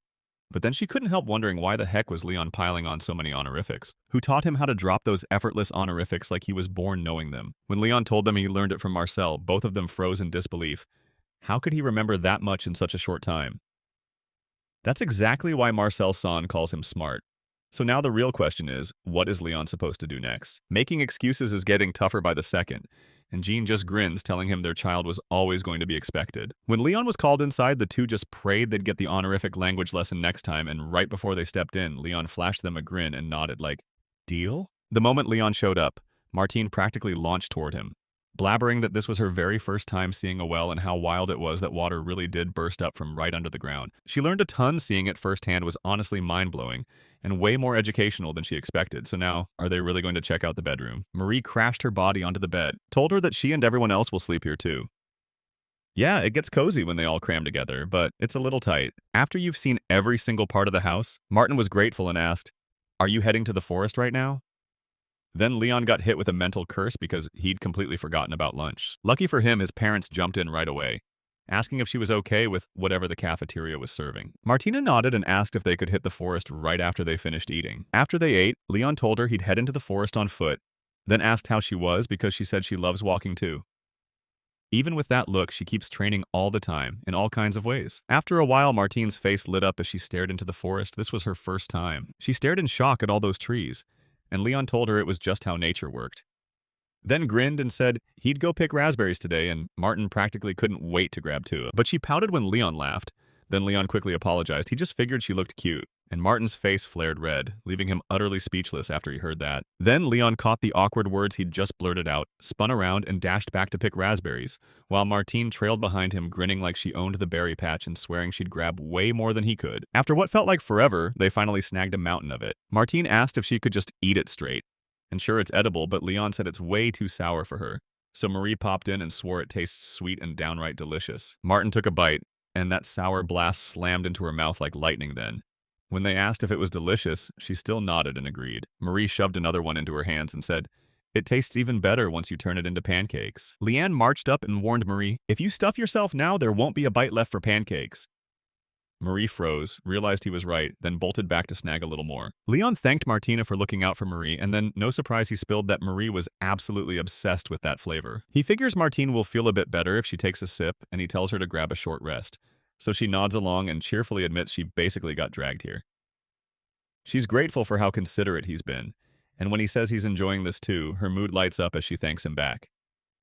Everything's brand new to her, and she keeps getting hit with surprises, but she can't wait to see what happens next. After a little while, they finally bagged a massive haul. So Leon hit the brakes and told everyone to go home and flip pancakes. His parents had already set everything up, ready to go. Leon spun Martine through the living room so she could switch outfits. And when she came back, they couldn't believe how adorable she looked, because that apron fit her like it was made for her. They cracked the eggs into a bowl, poured in sugar and water, and whipped the whole mix together until it turned smooth. Once it's mixed, they toss in the flour and stir like crazy until every last lump is gone. Once Martin finished, she shot it over to Leon, begging him to tell her if it was good to go. The unagreed one sang it was perfect, so now they just toss in the raspberries they picked together, and the only thing left to do is cook. As soon as Leon heard the frying pan was ready, he barked at Martine, "Start!" After Leon poured some into the frying pan, he leaned in and told her, "Flip it only after the bottom turns golden, then when both sides look golden, you're done. It'll take a bit to cook, so they'll whip up jam with those raspberries they picked earlier. Add some sugar, simmer it until it's perfect, and that sweet goodness will be amazing with pancakes." He told her to dump the raspberries from the bowl into a pot, crank up the heat, and mash them up while stirring like she meant it. Martin snapped to attention and did exactly what he promised. Right then, Leon came back with 2 bowls in his hands and told her to toss those in too. Sugar and lemon juice hit the bowl, then he poured it in. And right after that, he saw the pancake in the frying pan just about to be ready. Martin whips the pancake edge and flips it over like a pro to see if it's already done. After spotting how solid the work looked, they slid the flipping job to Rowana because this one's tricky as hell. Rowana flicked it with total pro-level precision, and the princess couldn't help but stare in pure shock. After sniffing the food, she asks, "How much longer?" Like she knows it's almost perfect. "Just give it a little more." After a quick scramble, they finally flipped out a perfect pancake and cooked it to golden perfection. The princess grinned and shoved it into his hands. Then when she told him to eat it right then, and she refused because everyone else wasn't finished yet, and she insisted they should all eat together. So Leon suggested they grab a little taste first. Seeing they were about to refuse, the princess snapped at them, insisting that a little bit wouldn't hurt at all, then handed them 2 more. Martin stared in disbelief because that flavor was absolutely unreal, so delicious it left him stunned. The texture pulls you in, and the sugar's sweetness snaps perfectly against the raspberry's tang right up until the moment the two agreed. Leon beamed because it matched their tastes, then leaned in and swore it hit even better with jam. After a bit, the pancakes finally flipped to golden perfection. Like you knew it would be, it tasted insanely good, and that thick, chunky jam, that was the real star. Martine told Leon that this jam was absolutely exquisite, and Leon shot back that he loved the texture too, so he'd leave it right there. No straining. Martine loved that texture so much, he's already planning to have the chef cook it up again next time, after that amazing meal. Martine fired off a heartfelt thank you to everyone for giving up their time just to be with her today. Today, Leon devoured some pancakes, and they were so insanely delicious that it honestly became one of my favorite days of her whole life. If the opportunity pops up, she's determined to come back here again right when Leon finally agreed. She shot him a grateful smile and swore she'd be back again soon. A few days later, everything changed overnight. Leon flipped open the history book and dove into it, turning pages like he was hunting answers. They learned the hard truth: massive wars had crushed this world for ages, and about 20 years ago, the ex-king of Rathsracia snapped it all together by conquering the nations that wanted more land, then striking deals with everyone else, so the world finally got its peace. But before long, the monster forest threat crashed onto the scene, and now everyone's racing to face it head-on and stop its advance. Seeing the monster forest still stalling their march, he knew they weren't getting through that way. Leon couldn't stop asking himself one burning question. Was that monster forest still swallowing more land, and if so, where exactly was it growing, and how fast was it spreading? With barely any info, he's completely clueless, so he decides he has to find someone who actually knows.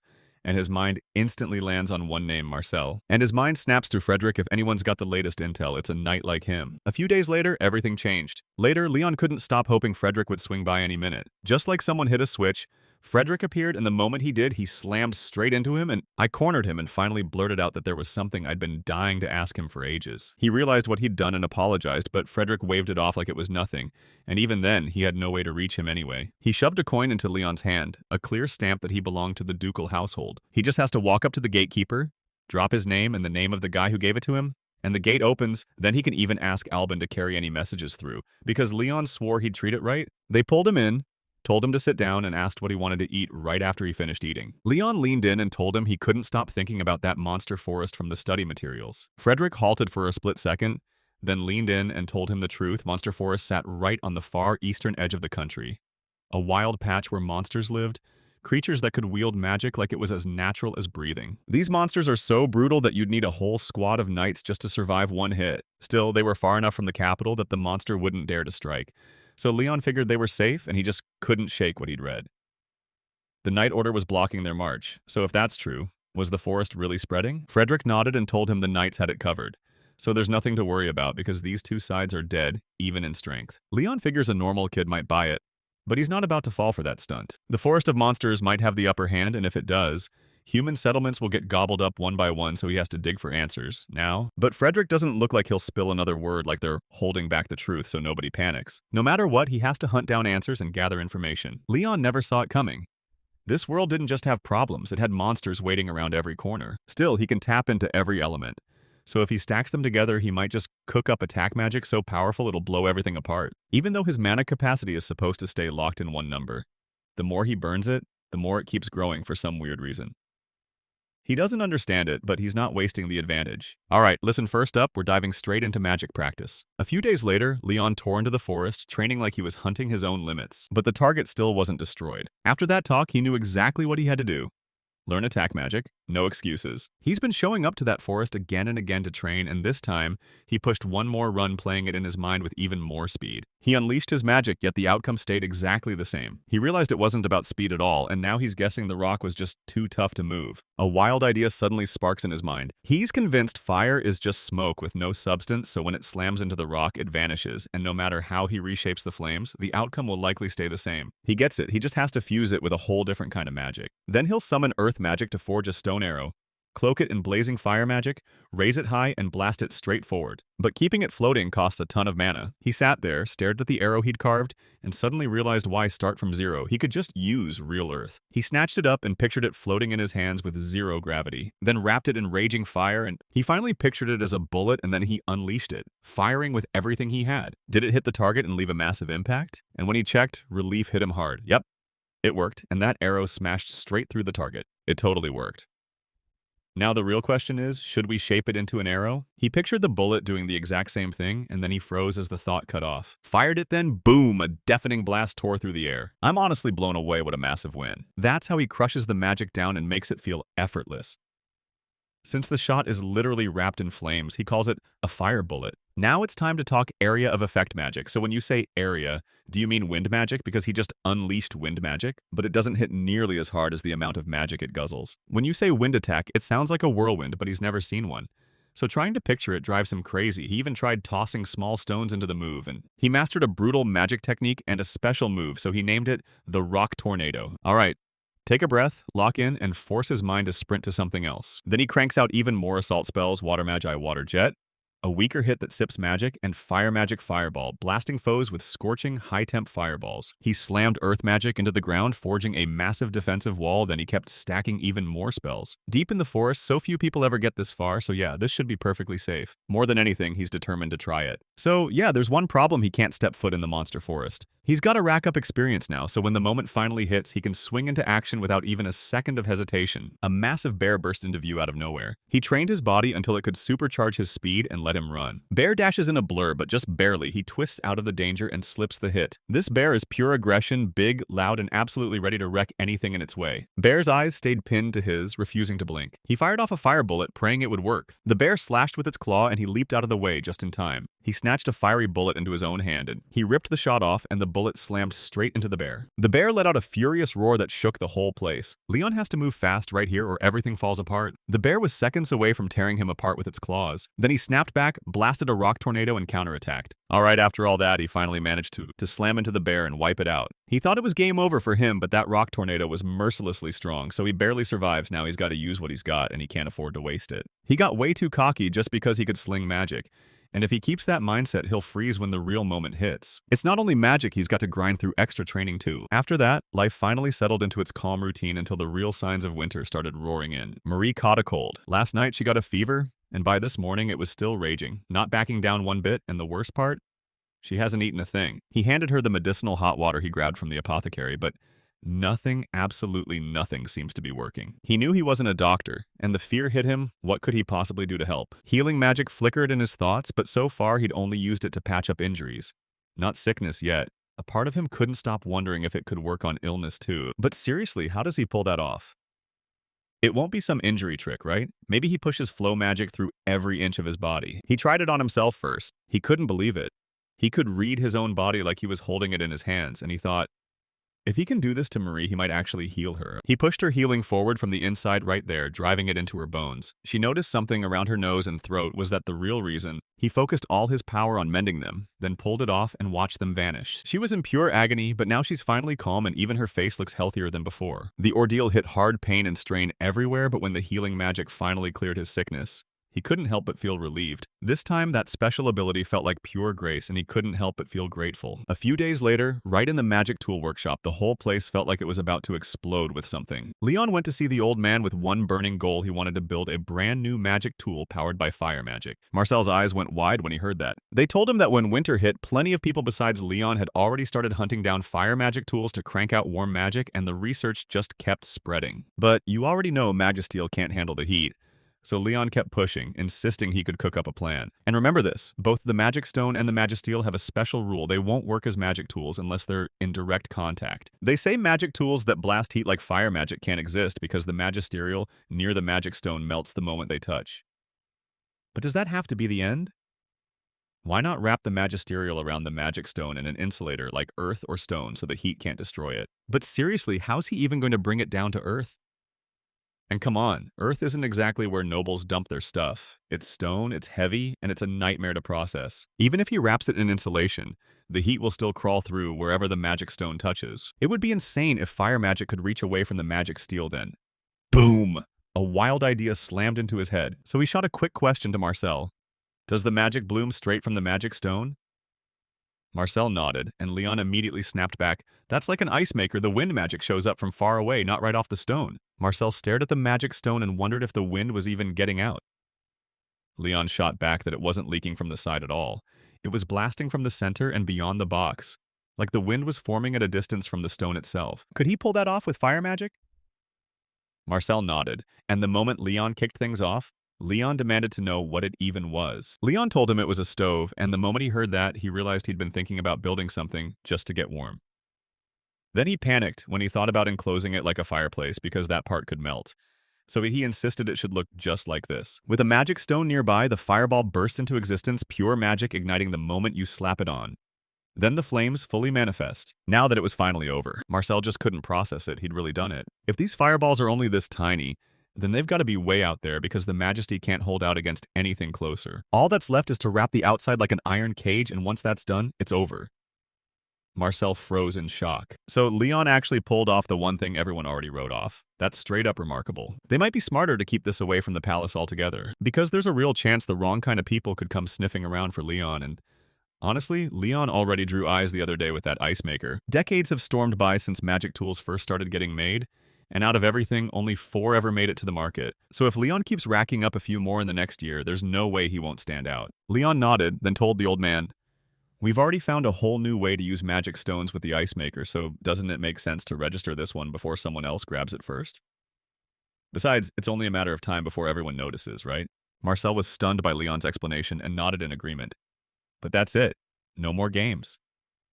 From now on, once Leon finally earns a real position, he'll register everything himself. So, since we're doing this, can Leon pitch a few more of the wild ideas he's been cooking up too? Then he crafted magical tools for the cooking stove inside a water heater and sketched most of the blueprints himself. Then he turns to the old man and asks for one for himself because sure, he wants it, but as a commoner, he can't pay for something like that. Marcel nodded and told him, "You can snag one from a magic tool shop and flip it to Leon, but you can't sell one straight out of your workshop to him." So could Leon just use a stove? The old man nods yes, and this time he'll take the stove's cost right out of Leon's registration payment. Time?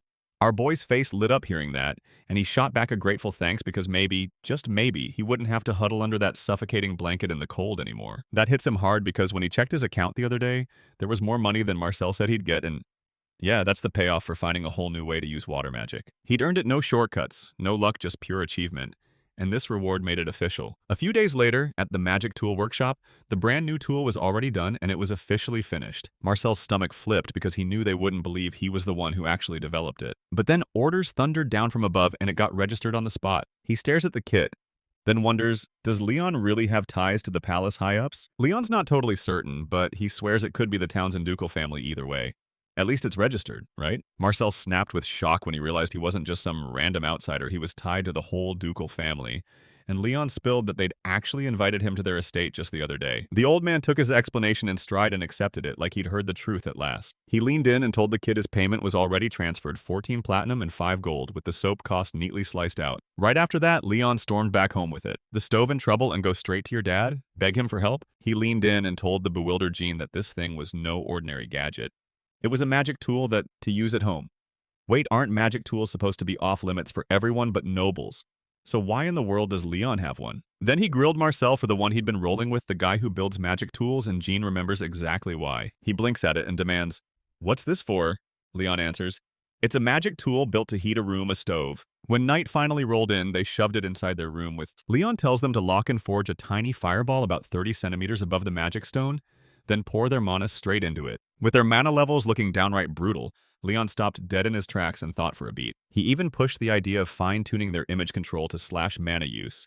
And then straight from what he'd heard at the church, he swore that magic is all about the image you hold. The parents lock eyes and nod in instant agreement. Leon launched into a lesson for his parents saying, fire needs oxygen to burn, and breaking down what oxygen really is so they could finally picture it clearly, but it was all so advanced that they just stared, stunned, wondering how Leon even knew any of it. Leon figured it out the only way he could, like a secret he'd just read in a book inside a noble's estate. Leon saw their doubts and told his parents, "Just try it, maybe it'll actually make a difference," and pushed them to go for it. While Marie was already knocked out asleep, the three slipped outside to train. Leon told them to use that earlier image and conjure a fireball small and hovering a little away from their palms. They stared in shock because somehow, against all odds, it actually worked. They locked eyes like, wait, we can actually do this. And right away, Leon pushed the idea, let's try it on the stove. His dad clutched the stone, locked in tight with total focus, and then set it down right on the stove. To his absolute shock, it actually worked. Now they can sleep warm anytime they want. His parents hit him with a serious warning, don't let a single soul find out about the magic tool or how to use it. Especially that magic, because they need to keep it locked down in secret. Leon can't shake the feeling that his parents clocked the truth that he's not the Leon they remember anymore. And still, not a single word yet. Their love for him doesn't fade one bit. He's got a family that matters more than anything, and he refuses to let even a single thing put them in danger. So that's the deal. He's got to forge the power he needs to stand between this family and danger. Winter finally loosened its grip, and Leon could practically feel spring creeping in. Then a letter from Richard landed, packed with 2 big points. One offer pulled him toward the duchy come autumn, and the other begged him to come visit the ducal house anytime soon. So why is Leon tagging along to the duchy with him? And just where the heck is this duchy supposed to be? All he's ever seen of this world or this country is those battered, sketchy maps from old history textbooks. With the ducal house extending an invitation and all they've done for him, there's really no reason to say no, especially since he's only ever seen the central district of the capital and the far west side. So now he's dying to find out what's waiting beyond the city walls. But what does sometime soon even mean? When does it hit? He figures he'll get his answer the moment he arrives. He spilled everything to his mom and begged to leave tomorrow, and Rowana said yes, then told Leon to stay polite. Leon nodded, and right then his dad stared at him like he knew. So he blurted, "What's wrong?" Jean brushed it off like it was nothing, then started thinking, look, Leon's going to be out more from here, and once school kicks in, he'll be leaving home too, right? So maybe we should hire someone to help. Since Marie was still young, hiring at least one extra person didn't sound like a bad move. Leon stared at them with a grief-struck face. Usually the dining hall would have been his, so none of this would have been a problem. But now he inched out the door, apologizing with every step. Gene shot back that he wasn't blaming him because back then it was just Gene and Rowana running this place together. No one else. And lately more customers kept rolling in, so they'd already started talking about it. Leon finally gets it all and swears he'll bust his ass until the new kid learns the job inside out. But then comes the real question. How do you hire someone in the first place? They go straight to the church. You just tell them the hours, the pay, and the rest. Then they'll slap it into a notice, post it on the church bulletin board, and if someone can't read, the church staff will read it out loud for them. Leon was blown away to hear that. So I'm just hanging on to hope that something good shows up soon. Someone worth it. Gene leaned in and told his son, "Don't stress about the work, just do whatever you want." Leon turns to his parents, blurts out his thanks, and tells himself they're truly the best. Then vows to make them proud from here on out. The next morning, Leon hopped into a carriage and rode, until he finally burst into the central district. As he marched forward, he finally clocked it.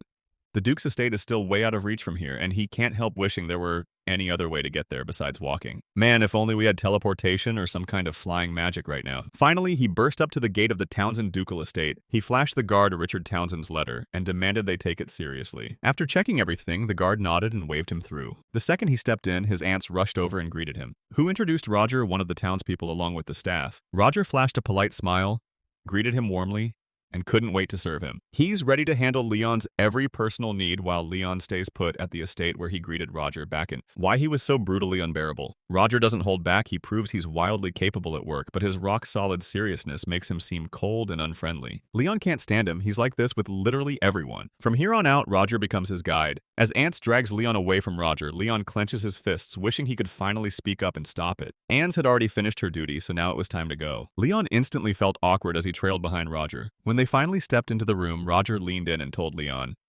"After dinner tonight, Richard wants to talk to you, so be ready." Until then, Leon could do whatever he wanted, but before dinner, he had to hurry, take a bath, and swap into fresh clothes. Lunch would be served in this room, so no fancy talk needed. Since Roger was the servant, Leon could call him Roger to his face, and Leon was just about to speak. Roger's eyes burned, locked in a hard glare that could cut through steel. He let out a loud shriek and immediately nodded along, then fumbled through his words using his name like he was trying not to panic and said it was a pleasure to meet him. Roger matched the energy, eager as ever, and couldn't wait to serve him from that moment on. So, after lunch, if Leon's got a little free time, what's he want to do? He thinks it over, then asks if it's okay for him to head to the bank. Meanwhile, Leon pulled out 10 silver coins, then double-checked his balance like every step depended on it. He's sitting on 24 platinum coins and 3 gold coins, which adds up to a whopping 14.3 million yen. But since he has no clue what the future is going to demand, the smart move is to stash it and save. He apologized to Roger for keeping him waiting, and then suggested they turn back. Right when they reach the estate, Roger orders him drop the luggage, then take a bath. After Roger helped him scrub every inch of his body, he dove into the bath, sinking beneath the warm water. After that, Roger wiped off the water, then styled his hair to perfection. He's thinking, I wish we could chat more like normal people, especially with their future hanging over them, so he decides to break the ice and tells Roger, I've got this, I'm crazy efficient at my job. So, yeah, it's Roger's job, of course it is. His eyes went wide the second he saw him smile. He figures Roger's just reacting to all that direct praise, and maybe, just maybe, they can finally get along. When he sees Roger smiling, he asks if something's wrong, and Roger shoots back that nothing is. Alright, it's over now, they've got to rush to the dining hall. When they finally got there, Leon thanked Richard with perfect manners, and Richard hurried to apologize for calling him, then insisted they should eat dinner first. And that's why he finally called Leon right then, for a reason that mattered. The letter says exactly when to show up, and it's all about charging into the ducal territory. Christoph, the eldest son who now inherits the ducal territory, has a son named Lucian. Same age as Leon, because Lucian just moved in to start attending the royal school. They're going to pick him up, and he's already convinced Leon has to see the ducal territory firsthand and meet Christoph's. Richard already knew about Leon, so he didn't have to stress. Leon thanked him, and said he'd been itching to see places beyond the royal capital, and Richard was thrilled to hear it. They told him to hold up, promised they'd share the schedule later, then said, one more thing. Saying Taylor's coming tomorrow, and he figured this was Leon's perfect shot to finally get fitted too. Richard's got the tailoring feat covered, so you don't need to worry about a thing. Seeing the kid's reaction, Richard snapped that it was totally fine. But if the boy actually had the materials to craft magic tools, he'd still find a way to do something, anything to thank him. Oh no, he pulled the same move again, and this time it's gonna get ugly. The Townsend family nearly fell out of their seats when they heard Marcel could build a magic tool themselves because they swore it had to be someone else doing the work. Leon finally admitted he was allowed to make them, and then he worried sick whether Marcel would get blamed for it. Richard shut those fears down and told him not to worry, and pushed him to admit whether he was the one behind the newly registered ones. Leon nodded and explained that he couldn't put them under his own name. That's exactly why he went after Marcel, and now Richard finally gets it. He figured Leon was only there to toss in advice, but bringing him in to back the registration was the smartest move. Smooth, clean, and spot on. Still, every one of the names this time was brand new tech. And it's clear those magic tool experiments have sprinted forward in a big way. They're set to hit shelves and sell soon. Leon finally gets it, and that's when he realizes this is exactly what Marcel meant when he asked Leon if he knew anyone in the upper echelons. Yeah, Richard told Leon to ditch magic tools for good, and that's exactly what Leon planned to do next. So yeah, even with healing magic, Leon hardly gets chances to test it, so he can't swear it'll work. But the time he used it on a sick family member with a bad cold, that illness vanished. And it makes him think it could knock out other diseases too. Richard's jaw dropped when he heard the news, and demanded to know if he could save Albin. Albin's family has been their butlers for generations. Basically family in every way, so even if this won't pan out, can Leon still question him? Leon nods, agrees, and promises he'll give it everything he's got. He stops right there, bows deep with grateful respect to the whole town, and the townsfolk bow back to him. Lion caught a sharp herbal stench in the air and couldn't help wondering if that smell was the cure they used to fight the diseases in this world. Richard says Albin's been sick for 6 long weeks, and now he's sliding downhill fast while his son and servants step in. They're struggling because the handover still isn't done. Albin hauled himself upright, murmuring apologies for how rough he looked, and Frederick shot a glance at Leon, whispering, "Can you really cure him?" Leon had no clue, but he still swore he'd do his absolute best. Then he told the butler, point blank, that he was about to heal him with magic. There's no promise it'll fix him. But would he want Leon to give it a shot? When the butler finally agreed, Leon pressed his forehead and gasped. His fever was blazing, and he couldn't stop coughing, like even his breath was fighting to get out. Could his lungs be burning with inflammation? Then Leon's about to step in. He shot his 2 hands out, stretching them wide like he was about to unleash something big, and realized they'd landed right around Albin's lungs. He doesn't have the exact rundown, but how is it even okay to pretend you can just erase the body's nasty stuff? Especially when this seems way worse than Marie's case, meaning it's going to gulp down a ton of magic power. But the moment his magic shot up over 100 times after using it, he knew he could pull it off, so he kept healing the old man, even though it was guzzling his magic dry, and he could feel it wasn't over yet. He just needed a little more. Just a bit more, don't you dare quit now. And just like that, every dark spot vanished. When he snapped the news to the butler, it was finally over. Then Albin snapped his eyes open, and he snapped to his feet, stunned that he was fully healed, and thanked the kid with all his heart. He'll remember this kindness for the rest of his life, like it's stamped into his soul. At the back, the 3 just stared, dumbfounded, like they couldn't believe what they'd witnessed, and their jaws dropped at what he could do. Richard pulled Leon aside and told him he had something serious to talk about. In Richard's room, Richard admitted that Leon's power from just now was truly incredible, but for the sake of his safety, it has to stay an absolute secret. But trust me, someone out there is desperate for that power, and he's ready to pay any price to get it. When Leon said yes, Richard shot his question, asking to look at them right now.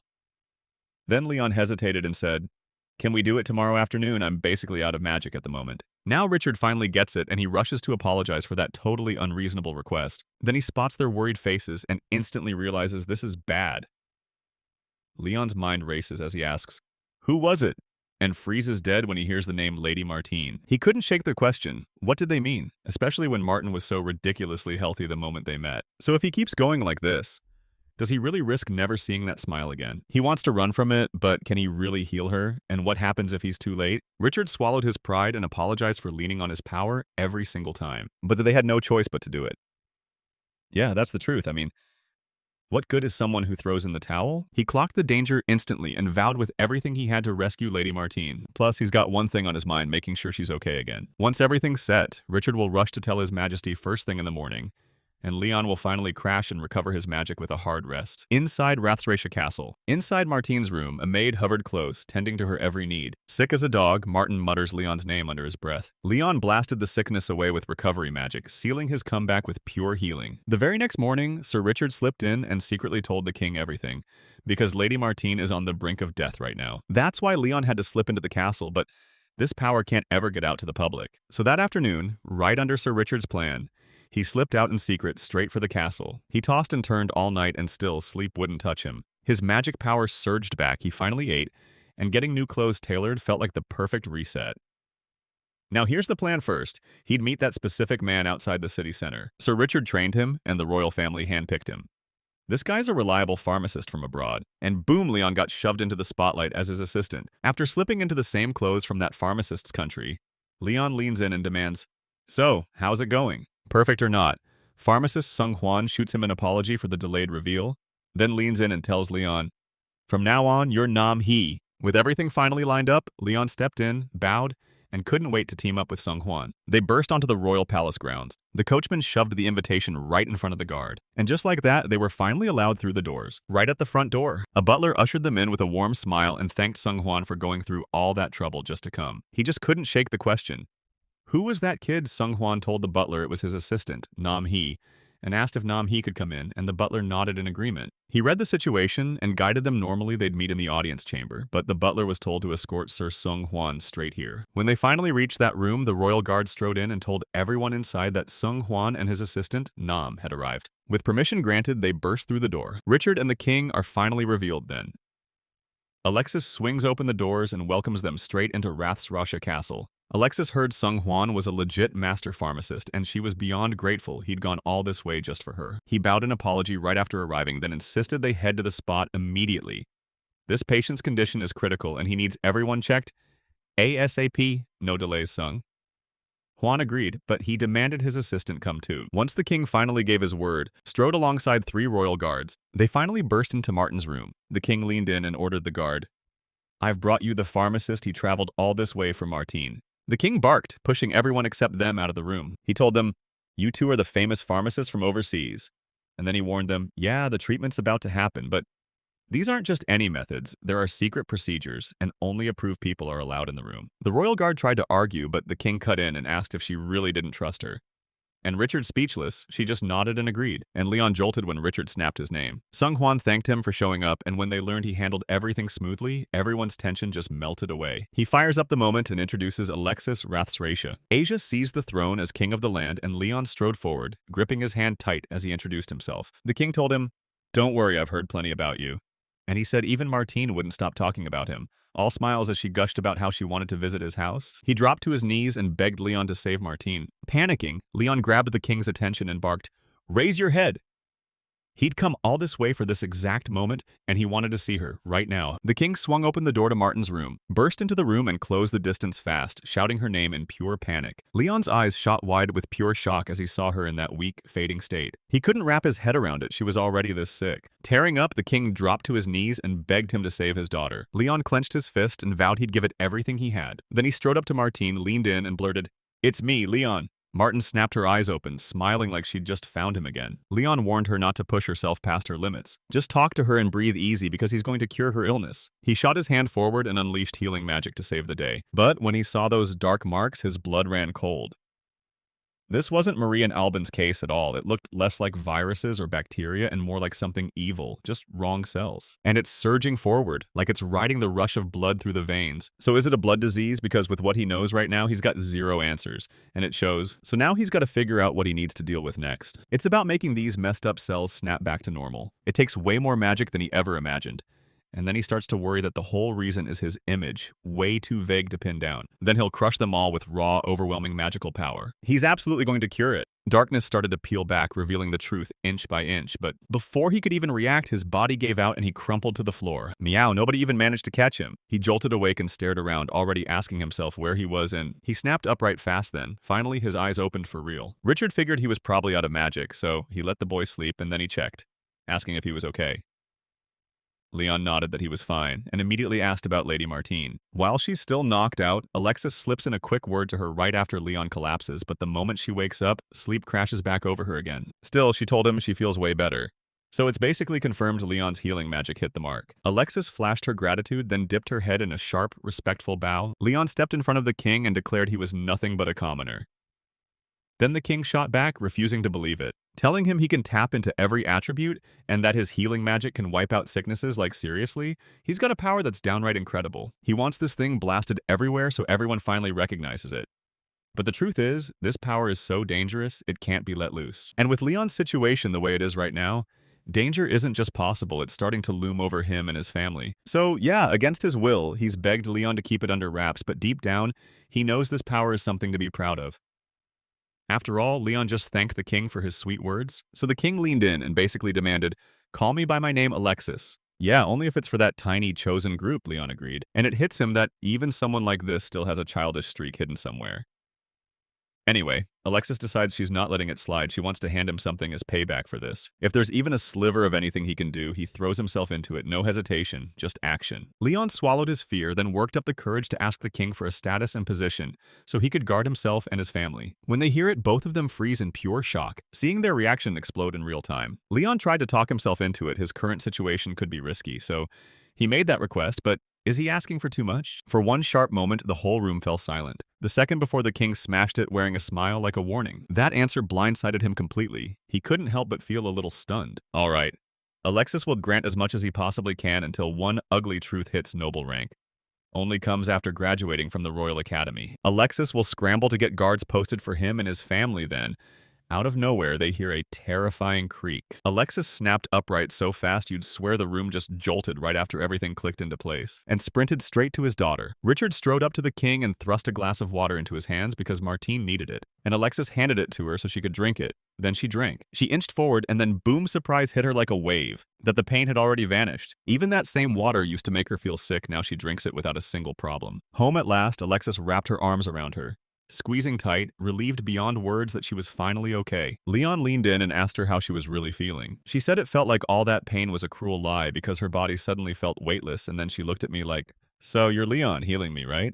Leon begged for one more shot to confirm it with magic. He grinned and announced, loud and clear, that everything was finally fixed. The princess lit up at the news and thanked him with real warmth. That smile, Leon finally got the one he'd been craving. He couldn't help it. He was thrilled he managed to protect it. From here, Martine just has to eat right, move a little every day, and her strength will come roaring back. Then she can head to Leon's house again. Or Leon can storm in here and finally see her. Martine knew Leon was the one who healed her, but she was totally baffled. She'd never heard of recovery magic wiping out sickness.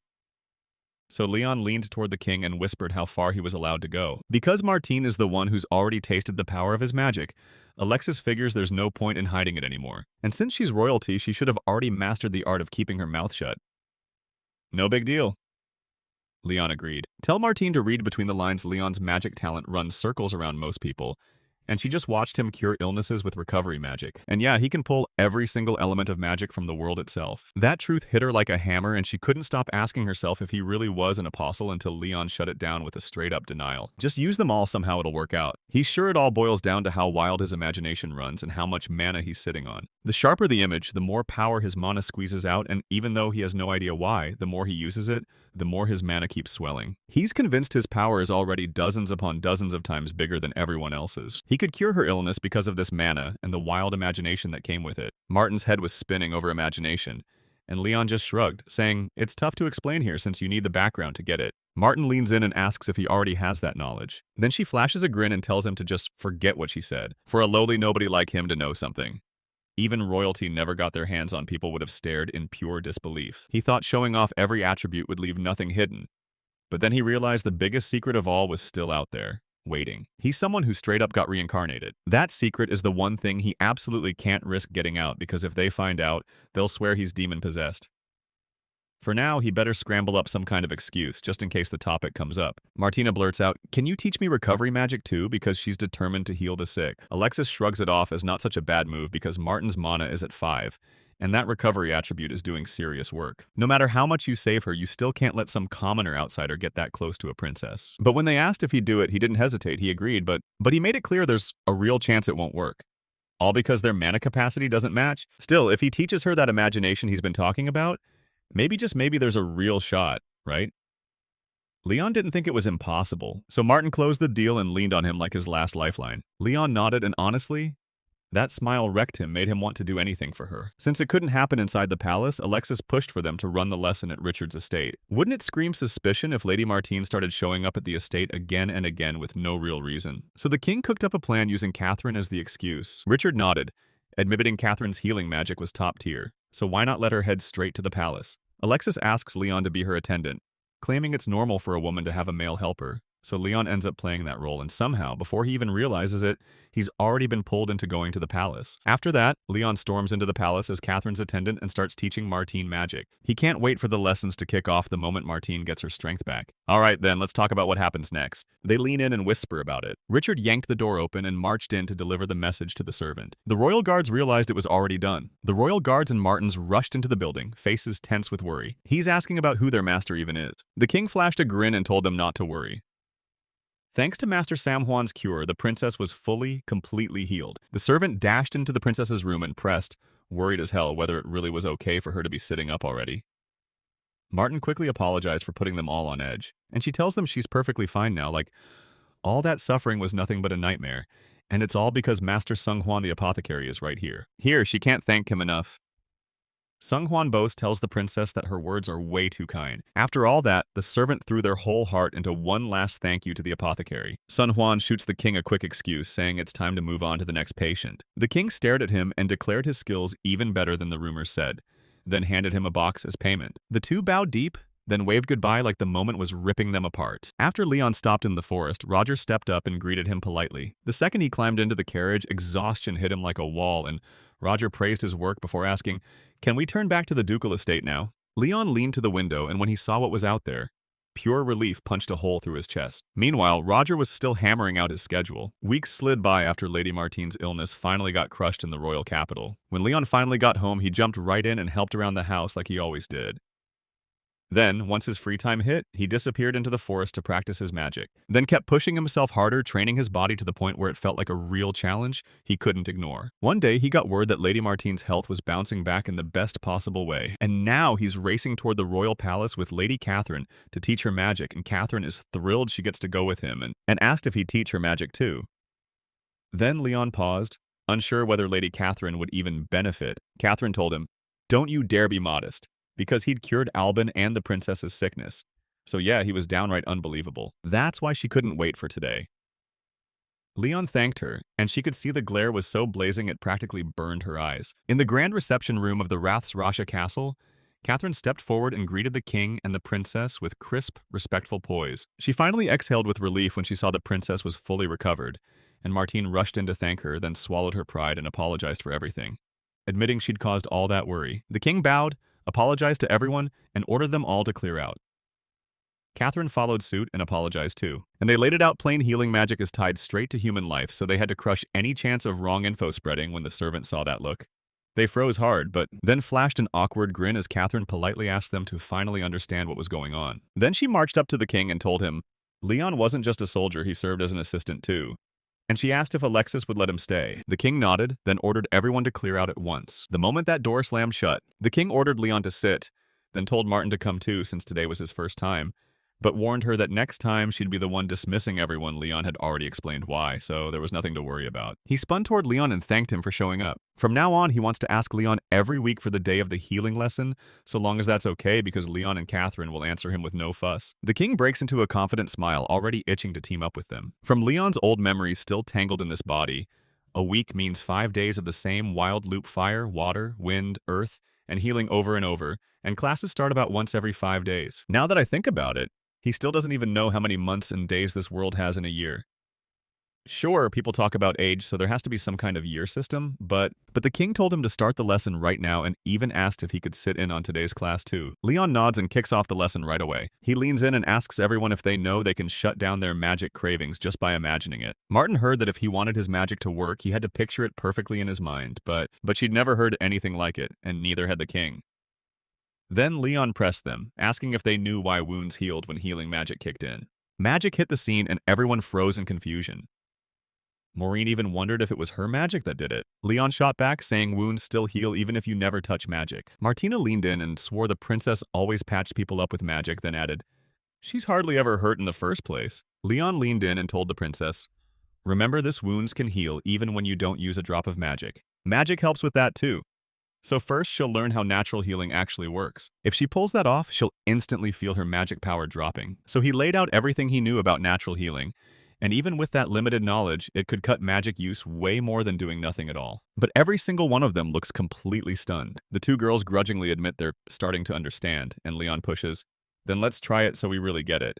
He swiped a knife from the king and prayed they could seal up his wound fast.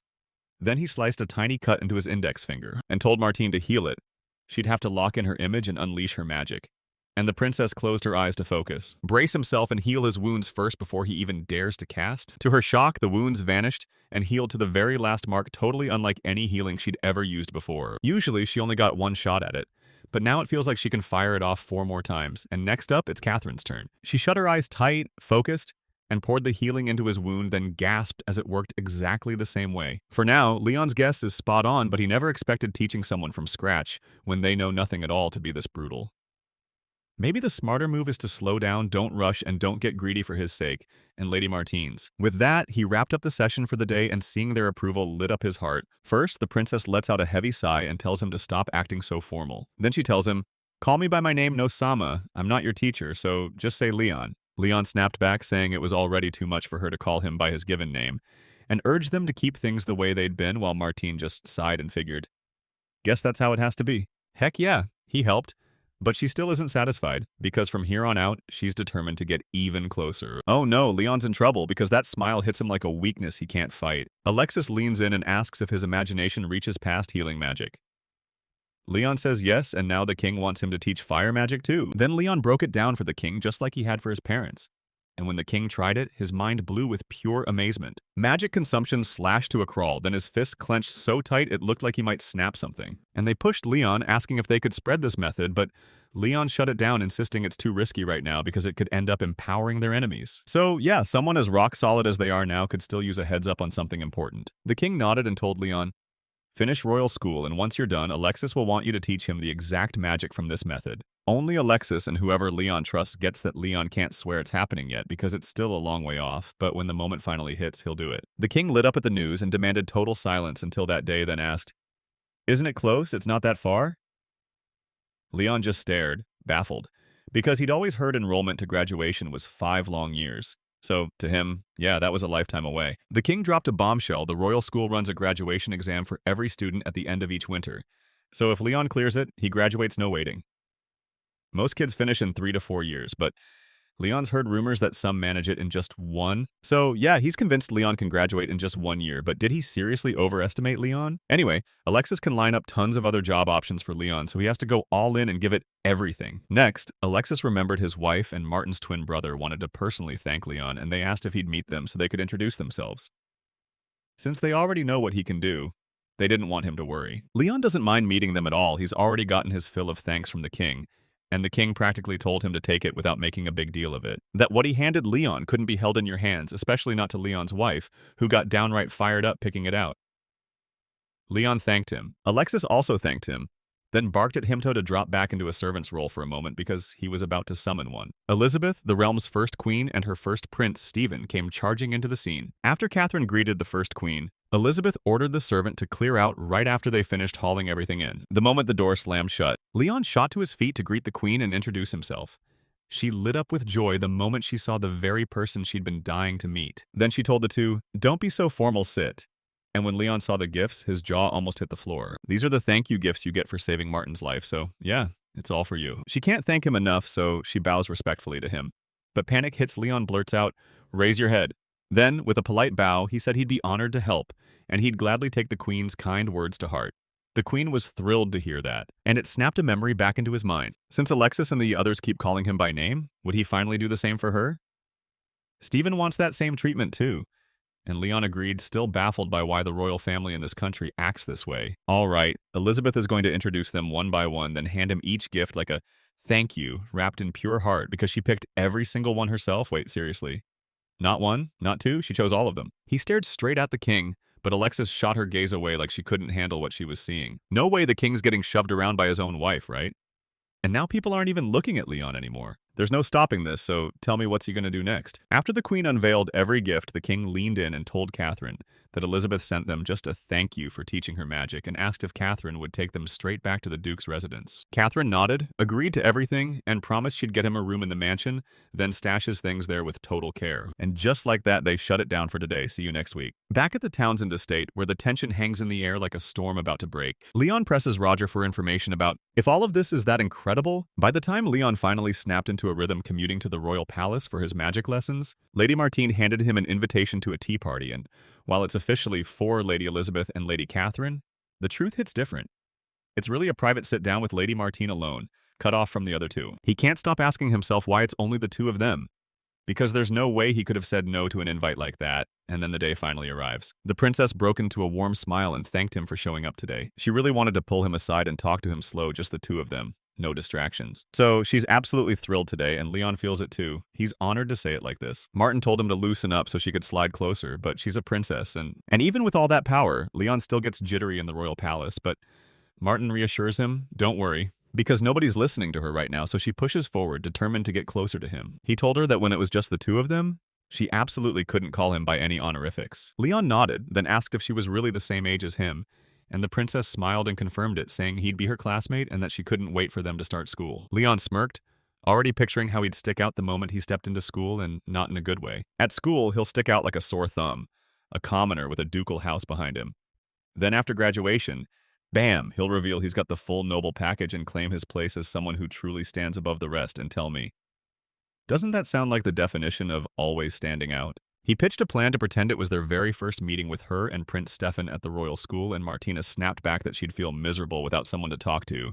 So she cooked up a way to force that connection from day one. Since enrollment isn't for a while, she's gonna mull it over, really think it through until the time comes. She knew he'd crush it with flying colors because he's got knowledge stacked up for days, and couldn't shake the feeling he was hiding something. She's not trying to pry it out of him, but she can feel the pain it's causing him. As he healed her, she tried to press him for answers, and for one awful moment his face twisted with grief. Like that power came with real pain. Leon swears it's true, and even now, when Japan flashes in his mind, a heavy sadness crushes him. Even in his quiet, everyday moments, memories of his childhood family and the Japan he used to know hit him like a wave. Then reality punches back, he can't meet those family or friends again, and he can't tell anyone how it feels. Martin has no idea what kind of weight he's dragging around, but she's willing to listen, take it in, and carry it with him. And if it's something that must stay secret, you can bet she'll never let it slip. Only if he could actually trust her. Once he heard that, Leon clenched his jaw and decided he was done hiding. By ripping open the truth, he remembers what it's like to live in a whole other world. So far away it might as well be on another planet. A country so unreachable that, no matter how long she lived, she'd never get there. He was a completely different person, like he'd somehow changed into someone. Was born in that country, stayed there through his adult years, and then right after his life got cut short in a sudden accident. When he finally opened his eyes, he wasn't the same he was Leon. Only 8 years old, dropped into this world with every bit of knowledge from his old life still burning inside his head. The world just flipped? The rules, could Martina even believe it? She blurted out an apology, shocked by something bigger than she ever dreamed. Hard to believe, but Leon really does have that memory, right? And now the big question, does it tie to him using every attribute? Yeah, Leon wondered the same thing. He can't stop thinking, is there a link, but there's no way to ever confirm it. When they asked if he really wasn't an apostle, he snapped, no, I'm not. Then he added, with a cold certainty, I've never even met the goddess. As she tells him he's got every sign of an apostle, Leon understands what she means, and now he's waiting for the goddess to finally reach out with some kind of move. So if he's some kind of anomaly in this world and the goddess finds out, does that mean he gets erased? So he leaned in and asked if she was really going to publish it, and she shot back that she wouldn't still. And if he had anything on his mind, he could say it all to her. Sure, she might not picture it the way he does, but at least she'll hear him out. He scrambled for the perfect words to tell her right when she dropped the idea of cooking. He let it slip that the pancakes they cooked were straight up from his own world. There are tons more things he could do, but he has no clue how to make them work. Martin told him, if you give me the basic cooking steps and the finished dish, the palace cooks will whip it up for me. Leon racks his brain for the ingredients in this world, and the moment pasta pops into his head, everything clicks. Still, worry gnawed at him. What if they demanded who came up with it? Martin slid in fast, saying it was no big deal since she was a princess. When she needed something to write, she rang the bell and summoned a servant, and one of the royal guards stepped in with pen and paper. Meanwhile, Leon's been lost in thought lately, and maybe it's because he's spent over a year as Leon. His mind and body finally feel synced. Though his personality hasn't changed, it's like he's somehow slipped backward in age. Lately, it's like the moment he turned 9, any sense of discomfort just vanished from him. Lately, he's been catching himself thinking Martine is cute, like the same way you'd look at someone from the opposite sex. And it's not just attraction, he genuinely respects a lot about her. Because he'd cooked pasta with his mom as a kid, he had this fuzzy memory that it all came down to flour, oil, eggs, and a pinch of salt. He can't quite picture it, but he swears it was around 4 scoops of flour, 1 egg, and a pinch of salt.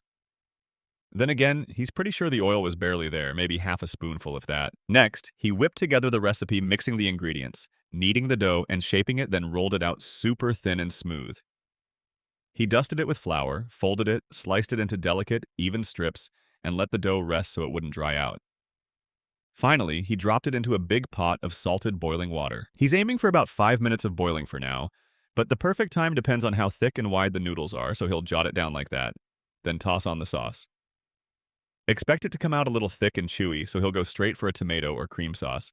And since fresh tomatoes are showing up this season, he's choosing a rich tomato sauce. Fry up bacon and chicken, simmer them into a rich tomato sauce, then toss it all with pasta boom. Dinner's done. It's kind of blurry, but a top-tier chef can probably whip up something that hits the mark. With that, he thrust the thing into the princess's hands. The ones who warned him that the next tea party would be all about tasting this dish. A week later, they finally slid the pasta onto the table, and it looked absolutely mouthwatering. The princess shot him a stern look and reminded him to drop the honorifics, and I swear she couldn't stop wishing that even with people all around, they'd still get to talk like this. Leon told her it might be tough right now, but nobody knows what the future will bring. So yeah, right now they need to eat and they need to do it fast. Speaking of which, the chef lit up with excitement over the new recipe. Bragged that it turned out perfectly, so Martin couldn't wait to taste it too. It's her very first bite, she insisted on it so she could share the shock with Leon. Right then they dug in, and Leon coached her on exactly how to eat it. In one bite, Leon knew this was the good stuff. It hits you with that sharp tomato tang, but then salt and herbs smooth everything out. Sure, it's not what he's used to, but wow, it's insanely delicious in its own unique way. The princess couldn't believe how insanely delicious it was. He stared in disbelief as she took a bite of a dish from his old world. After the meal, the princess leans in and asks, "Tell me, can you remake any other recipes?" He starts fantasizing about the dishes he can whip up in this world and the one he came from, but the options are painfully few. The princess told him, "Try your hardest to remember." But the truth was, he never bothered making those things himself in the first place. If seasonings like soy sauce or miso existed, he'd probably dream up a dozen new dishes, but he's never once seen or even heard of them in the commoners' district. Which can only mean one thing: the nobles are the ones using them. He leans in and grills the princess, asking if this world even has seasonings like soy sauce or miso. She'd never even heard of them before, but when the time comes, she'll go straight to the chef and then her father, because Leon already told her they're made from beans, specifically soybeans. Martin can't shake the thought that the king might know, like it's sitting in some far-off kingdom, and if that place exists, Leon will track it down no matter the cost. Plus, he's got his sights locked on that country. Alright then, Martin's gonna grill him about it before their next lesson. But after a whole week, the princess hit him with the worst news nobody even knew it existed. This chapter ends at 19. Thanks for watching, guys. I hope you love this manga. Have a great day.